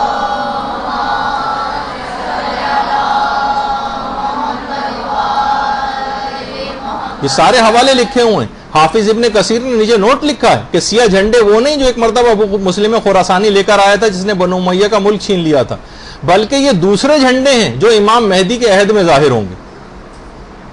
اور پیغمبر نے یہ بھی فرمایا، صوبان سے روایت ہے، مسند احمد ابن حنبل میں بھی اور سنن بہقی میں بھی، صوبان جو رسول کے آزاد کردہ غلام تھے بیان کرتے ہیں کہ رسول نے فرمایا جب تم دیکھو کہ سیاہ جھنڈے خراسان کی جانب سے آ رہے ہیں تو ان میں شامل ہو جانا، اگرچہ برف کے اوپر گھٹنوں کے بل چل کے ہی کیوں نہ آنا پڑے، کیونکہ ان میں اللہ کا خلیفہ مہدی ہوگا۔ تو آپ نے دیکھا کہ کیسی صحیح جو ہے وہ روایات ہیں۔ تو بہت اچھا، اب دیکھیے بہت سارے سادہ لوگ افراد جو ہیں وہ یہ سمجھتے ہیں کہ امام زمانہ جب تشریف لائیں گے تو سب کام خود بخود ہی ہو جائیں گے، دشمنوں کو بھی امام خود برباد کریں گے، اور تلوار بھی امام خود ہی چلائیں گے، جنگ بھی معجزاتی انداز میں جیت لیں گے، بس ہر طرف اس کے بعد خوشیاں ہو جائیں گی، لذتیں ہوں گی، عیش و آرام اور چین ہوگا، حکومت جو ہے ہم کو مل جائے گی، ہمیں خود کچھ بھی نہیں کرنا پڑے گا، قربانیاں دینے والے تو یقیناً امام اپنے ساتھ ہی لے کر آئیں گے، ہمیں کچھ نہیں کرنا پڑے گا۔ ایسے افراد اگر امام آ گئے، یہ فکر رکھنے والے جن کو کرنا کرانا کچھ نہیں اور صرف یہ عیش و آرام کا انتظار کر رہے ہیں، ان کا رویہ ان کوفیوں کے رویوں کی طرح سے ہو جائے گا جنہوں نے خود امام حسین کو بلایا تھا، منتیں کی تھیں، لیکن جب وقت عمل آئے تو لوگ اپنے گھروں میں دبک کے بیٹھ گئے تھے اور کوئی کام کر کے نہیں دیا تھا۔ بلکہ بہت سی روایتوں میں یہ بات آئی ہے کہ جب جس وقت امام زمانہ تشریف لائیں گے تو یہ ایسے بہت سارے افراد جو بے عمل قسم کے ہوں گے، جو کرنے کرانا جن کو کچھ نہیں، کہیں گے کہ یبنا سیدہ واپس تشریف لے جائیے، ہمیں آپ کی کوئی ضرورت نہیں۔ یہ وہی افراد ہوں گے جنہیں غیبت میں کسی کام کے کرنے کی کوئی عادت نہیں تھی، کوئی خدمت انجام دینے کی عادت نہیں تھی، ان کا کام صرف ولادتوں پہ SMS کرنا تھا، یہ صرف جشن کی تقریبات بس ایک سال میں ایک آدھ مرتبہ مطمئن ہو جاتی۔ امام آئیں گے تو پورے طاقت سے اسلامی احکام کا نفاذ کریں گے، موویوں کے اوپر پابندی لگا دیں گے، گانوں کے اوپر پابندی لگائیں گے، حرام فلموں کے اوپر پابندی لگائیں گے، مکس گیدرنگ پہ پابندی لگائیں گے، بے پردگی کے پابندی لگا دیں گے، اسراف والی تمام تقاریب کے اوپر پابندی لگا دیں گے، عیاشی کی زندگی گزارنے پر پابندی لگائیں گے۔ باقاعدہ میں ملتا نہیں کہ امام سادہ زندگی گزارنے کا عہد لیں گے۔ ایسے افراد جو بھی سب چیزیں دیکھیں گے کہیں گے مولا واپس تشریف لے جائیے۔ تو بہرحال ڈریں کہ کہیں ہمارا عمل ان کوفیوں کی طرح سے نہ ہو جائے کہ جنہوں نے امام کو اس زمانے میں خطوط لکھے تھے اور ہم آج جو ایک لحاظ سے دیکھا جائے تو جو ہم عریضے لکھ رہے ہیں کہیں کوفیوں کے خطوط کی طرح سے نہ ہو جائیں. وہ بھی کہہ رہے تھے کہ مولا آئیے آئیے اور پھر ساتھ نہیں دیا تھا. ہم بھی عریضوں میں لکھ رہے ہیں مولا آئیے آئیے اور کرتے کراتے کچھ بھی نہیں. تو علماء یہ فرماتے ہیں کہ دیکھیے واقع کربلا جو ہوا تھا اس میں ہر طبقہ زندگی کے لیے عبرتیں اور مثالیں. جس شخص نے جو کردار اس زمانے میں امام حسین کے ساتھ واقع کربلا میں انجام دیا تھا, جو اپنے زمانے میں جو آدمی جو کیریکٹر پیش کر رہا ہوتا ہے وہی ایسا ہی ہے جیسے اس زمانے میں امام حسین کے دور میں ہوتے تو آپ وہی کیریکٹر پیش کرتے. یعنی آج ہم امام زمانہ کی حکومت میں زندگی گزار رہے ہیں, ہم کربلا میں ہوتے اور یہی والا کیریکٹر ہمارا ہوتا تو آپ خود سوچیے ہم کس کیمپ میں ہوتے. احیاء دین سے لاپرواہی, حلال و حرام کی کوئی تمیز نہیں. بتائیے کردار ناصران امام حسین کا تھا یا یزیدی فوج کا تھا؟ فسق و فجور کے اندر جو زندگیاں یہ لوگ گزار رہے تھے یہ امام حسین کے کیمپ میں نظر آتے تھے یا یزیدی کیمپ میں نظر آتے تھے؟ تو بہرحال بہت سے لوگ کہتے ہیں کہ جناب بہت زیادہ آپ لوگ ٹونٹنگ کرتے ہیں, اور تو آپ خود دیکھیں کہ یہ جب اس قسم کی باتیں ہوں گی اس میں ٹونٹنگ نہیں کی جائے گی تو کیا کی جائے گی؟ کیا ہم یہ کہیں گے تمام لوگ صحیح ہو گئے, ہر شخص دین کا بڑا کام کر رہا ہے, امر و نہی کے فرائض انجام دیے جا رہے ہیں, واجبات و حرام کی خوب پابندی ہو رہی ہے, اور خواتین نے جناب غیبتیں کرنا بند کر دی ہیں اور اسراف کرنا بند کر دیا ہے اور بے پردگی بالکل چھوڑ دی ہے, مرد پابندی سے خمس دے رہے ہیں, دین کے کام کر رہے ہیں, دین پر پیسہ خرچ کر رہے ہیں, ٹی وی کو وقت دینے کے بجائے اصلاح معاشرہ و تبلیغات کے فرائض انجام دے رہے ہیں؟ بتائیے کتنی جھوٹی تعریف آپ کی اور کی جائیں. آپ سے مراد یعنی عمومی جو معاشرہ, بعض افراد یہ سوچتے ہیں کہ دیکھیں ہم کہاں اور ہم جیسے گناہگار اور کہاں امام کی نصرت, ہم اس قابل کہاں. تو دیکھیے تاریخ کربلا یہ شاہد ہے کہ نصرت امام ایک ایسا عمل ہے کہ کتنا ہی بڑے گناہگار کیوں نہ ہو, نصرت امام کا جب وہ گناہگار ارادہ کرتا ہے تو وہ گناہوں کو نیست و نابود کر دیتا ہے. بڑا گناہگار ہور جیسا جب اس نے نصرت امام کا ارادہ کیا عظیم درجات حاصل کر لی. ہور, یہ ہور کی قبر مبارک, یعنی صرف زبانی معافی بھی کافی نہیں ہے, معافی مانگنا, نصرت امام کرنا بھی ضروری ہے. خود ہور نے بتا دیا زبانی معافی نہیں, نصرت بھی کی, یہ کیونکہ مودت کا یہی تقاضا ہے اور اجر رسالت کی یہی ادائیگی. آیت اللہ وحید خراسانی نے باقاعدہ ایک کتاب لکھی ہے پیام امام زمانہ کے نام سے.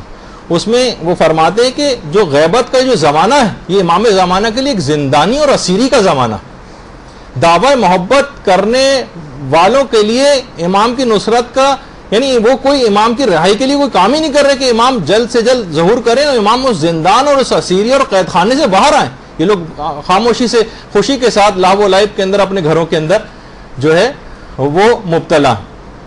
اور اب اتنا وقت نہیں ہے کہ یہ ساری باتیں جو ورنہ امام زمانے کے لیے صدقہ دینے کے لیے بھی ایک لحاظ سے بات تھی, تو یہ بھی اب بات نہیں آ پا رہی. لیکن یہ کہ ہمیں امام زمانہ کی صدائے استغاثہ جو ہے یہ سنائی نہیں دے رہی. یعنی جو امام وقت کا ہمیں پکار رہا ہے لوگ اس کی آواز کو نہیں سنتے, اور جو مدد ہم کرنا چاہتے ہیں وہ امام کو مطلوب نہیں. اگر امام جان ہم سے طلب کرے تو ہم مال پیش کرنے لگتے ہیں, جیسے امام کو آ کر امام حسین کو آ کے گھوڑا دینے کی فکر میں تھا کہ مولا گھوڑا لے لیجئے مجھ سے. اچھا اگر امام کو عمل مطلوب ہو تو ہم عقیدے دکھانے لگتے ہیں, دیکھیے مولا ہم کتنے نعرے لگا رہے ہیں, آپ کے لیے کتنی مجلسیں برپا کر رہے ہیں, اور ہم آپ کو امام مانتے ہیں, آپ کی ولایتی عقیدے کو مانتے ہیں. یعنی جب امام کو عمل مطلوب ہوتا ہے تو ہم عقیدہ دکھانے لگتے ہیں. جب مال مطلوب ہوتا ہے تو ہم غربت اور پیسوں کی تنگی کا رونے لگتے ہیں, خمس بچانے کے طریقے پوچھتے ہیں. تو ہمارے روزانہ کے معمولات زندگی میں امام زمانہ کہاں ہے آپ مجھے بتائیے. بلکہ بڑا عجیب سمجھا جاتا ہے اگر امام زمانہ کو اس لحاظ سے ان کو پکارا جائے. تو کیا جواب دیں گے ہم حل من ناصر ینصرنا کا؟ کیا امام کی نصرت فقط اور فقط میدان جنگ میں ہی ہوتی؟ اگر ایسا ہے تو واقعی امام آج بھی تنہا ہے, وہ تنہا کربلا اور شام کے چکر لگا رہے ہیں, اور کہتے ہیں کہ انتقام سید الشہداء کا انتقام لینے والے انصار ابھی تک پیدا نہیں ہوئے. مالک اشتر یہ پیدا نہیں ہوئے بھی اس جیسے, اور حبیب ابن مظاہر یہ بھی تک پیدا نہیں ہوئے. اور ان جیسے کردار کا حامل کوئی جو ہے کہیں نظر نہیں آتا. دیکھیں لوگ امام کو بلا تو رہے ہیں لیکن امامت کو برداشت کرنا آسان کام نہیں.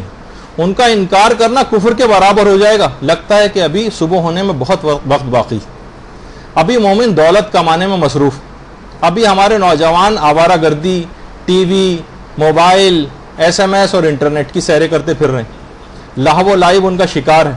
ہمارے بوڑھے صرف اخبار پڑھتے نظر آ رہے ہیں، ٹی وی ڈرامے اور فلمیں دیکھتے ہوئے نظر آ رہے ہیں، خواتین وہ دنیا کی رنگینیوں میں غرق ہیں، فیشن، کپڑے، زیورات کے گرداب سے ہی باہر نہیں نکل رہی، حتیٰ کہ مولا ابھی عام عورتیں تو چھوڑیں، مدرسۃ القائم کی طالبات ہی تیار نہیں، اور لگتا ہے کہ 10 سال سے فقط یہاں پر ٹی وی وغیرہ دیکھنے کے لیے آ رہی ہیں۔ مولا ابھی آپ کو اور صبر کرنا پڑے گا، ابھی مومن و مومنات کی نگاہ آپ کی نصرت کا وقت نہیں آیا، ابھی صرف 12 صدیاں ہی تو گزری، ابھی مومنین کو بہت دنیا سے امیدیں باقی، ابھی آپ کے لیے کوئی تیار نہیں۔ البتہ آج اگر یہ لوگ پختہ ارادہ کر لیں، توبہ کر لیں، دین کے لیے کام کریں گے، آگے بڑھ کر کوئی ذمہ داریاں قبول کریں گے، شادیاں ہوتے ہی یہ لڑکیاں جو ہیں رسیاں توڑا کر اس طرح بقرعید میں قربانی کا جانور بھاگتا ہے، اس طرح سے بھاگ نہیں جائیں گی، خدمات دینی انجام دیں گی، علوم کے فروغ میں اپنا گھر، اپنے گاڑی، اپنا پیسہ، اپنے تعلقات، جسمانی محنتیں، اپنی صلاحیتوں کو استعمال کریں گی۔ بس وہیں سے ہی نصرت امام کا آغاز ہو جائے گا، ظہور کی راہ کو ہموار ہونے میں آپ کی شراکت ہو جائے گی، اور سارے گناہ ہمارے نصرت امام کی آمادگی کے سورج کے طلوع ہوتے ہی بھاپ بن کر اڑ جائیں گے، اور وہ آنے والا آ جائے گا جس کے لیے آپ اللہم صلی علی محمد و علی محمد،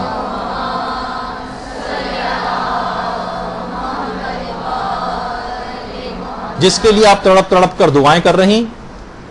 پروردگار ہم سب کو امام زمانہ کے ظہور کی راہ کو ہموار کرنے کی توفیق عطا فرمائے، ہمارا حصہ بھی اس کے اندر ہو جائے، اور دنیا کی ساری حاجات اور آخرت کی ساری حاجات امام زمانہ کے وسیلے سے ان کو قبول فرما لے۔ اور میں خاص طور پر کہوں گا وہ افراد کہ جو یہ تمام سہولیات کو بہم پہنچانے میں جنہوں نے تعاون کیا ہے، اس مدرسے کے سلسلے میں جنہوں نے تعاون کیا ہے، انہی میں سے ایک مرد مومن جنہوں نے اتنی سہولیات آپ کو بہم پہنچائیں، وہ آج کل کافی زیادہ علیل ہیں، تو بیمار کربلا کے صدقے میں جلد از جلد ان کو صحت کاملہ اور عاجلہ نصیب فرمائے۔ اس کے علاوہ جتنے اور مومن و مومنات ہیں جو بیمار ہیں ان کو بھی صحت کاملہ اور عاجلہ نصیب فرمائے، اور خاص طور پر اس مدرسے کے سلسلے میں جو افراد بھی جہاں جہاں جنہوں نے تعاون کیا ہے اور اپنی مدد پیش کی ہے، یہ نوجوان لڑکے مختلف جو امور انجام دے رہے ہیں، اتنی محنتیں کر رہے ہیں، ان کی توفیقات میں خدا اور اضافہ فرمائے، اور دنیا و آخرت کی ہم اور آپ کی تمام مشکلات اور پریشانیوں کو حل فرمائے۔ وصلی اللہ علی محمد وآلہ الطیبین الطاہرین۔ بس اب ایک بات یہ کہ اس کے بعد اب آپ لوگوں کا میلاد وغیرہ ہوگا، لیکن اس سے پہلے ایک اعلان، وہ اعلان یہ ہے کہ ہماری بہت زیادہ خوش قسمتی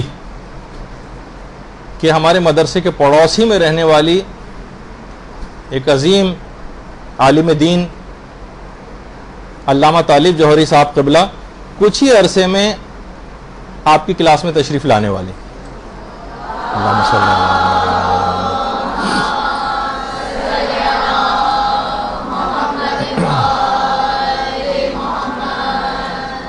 اور آج تو انہوں نے یہ کہا کہ میں کوئی خطاب وغیرہ نہیں کروں گا، آج تو آپ کو لوگوں کا میلاد ہے، مدرسہ ویسے ہی وزٹ کریں گے، لیکن آپ لوگوں سے بھی ملنے آئیں گے، اور اس کے بعد انہوں نے وعدہ کیا ہے کہ انشاءاللہ وہ گاہے بگاہے آپ لوگوں کے دروس کے سلسلے میں بھی یہاں پر تشریف لاتے رہیں گے، اور ہم ان سے فیضیاب ہوں گے۔ تو امید یہی ہے کہ انشاءاللہ آپ لوگ جب آئیں تو بالکل ڈسپلن کا مظاہرہ کریں، اور کوئی بھی ایسی چیز نہ ہو، بالکل اچھے طریقے سے، اور ایسا نہ ہو کہ مچھلی بازار کی طرح سے سب لوگ بولنا شروع ہو جائیں۔ جو خواتین اس سلسلے میں نمائندہ مقرر کی گئی ہیں صرف وہی بولیں گی، آج ان کو کوئی خطاب وغیرہ بھی نہیں کرنا ہے، صرف آ کے تبرک کے لیے ایک لحاظ سے آ کر بیٹھیں گے وہ، لیکن اس کے بعد انشاءاللہ الگ سے ان سے سوال و جواب کی نشستوں کا بھی انتظام کیا جائے گا، اور ان کے دروس وغیرہ بھی گاہے بگاہے ہوتے رہیں گے۔ تو آپ لوگ اپنا جو بھی پروگرام ہے اس کو آپ شروع کر دیجئے، اور جس وقت مولانا علامہ محترم تشریف لائیں گے تو اس وقت اپنے پروگرام کو جاری رکھیے گا، وہ کچھ دیر بیٹھیں گے، آپ لوگوں سے ملاقات کریں گے، ہو جائیں گے۔ وصلی اللہ علی محمد وآلہ الطیبین الطاہرین۔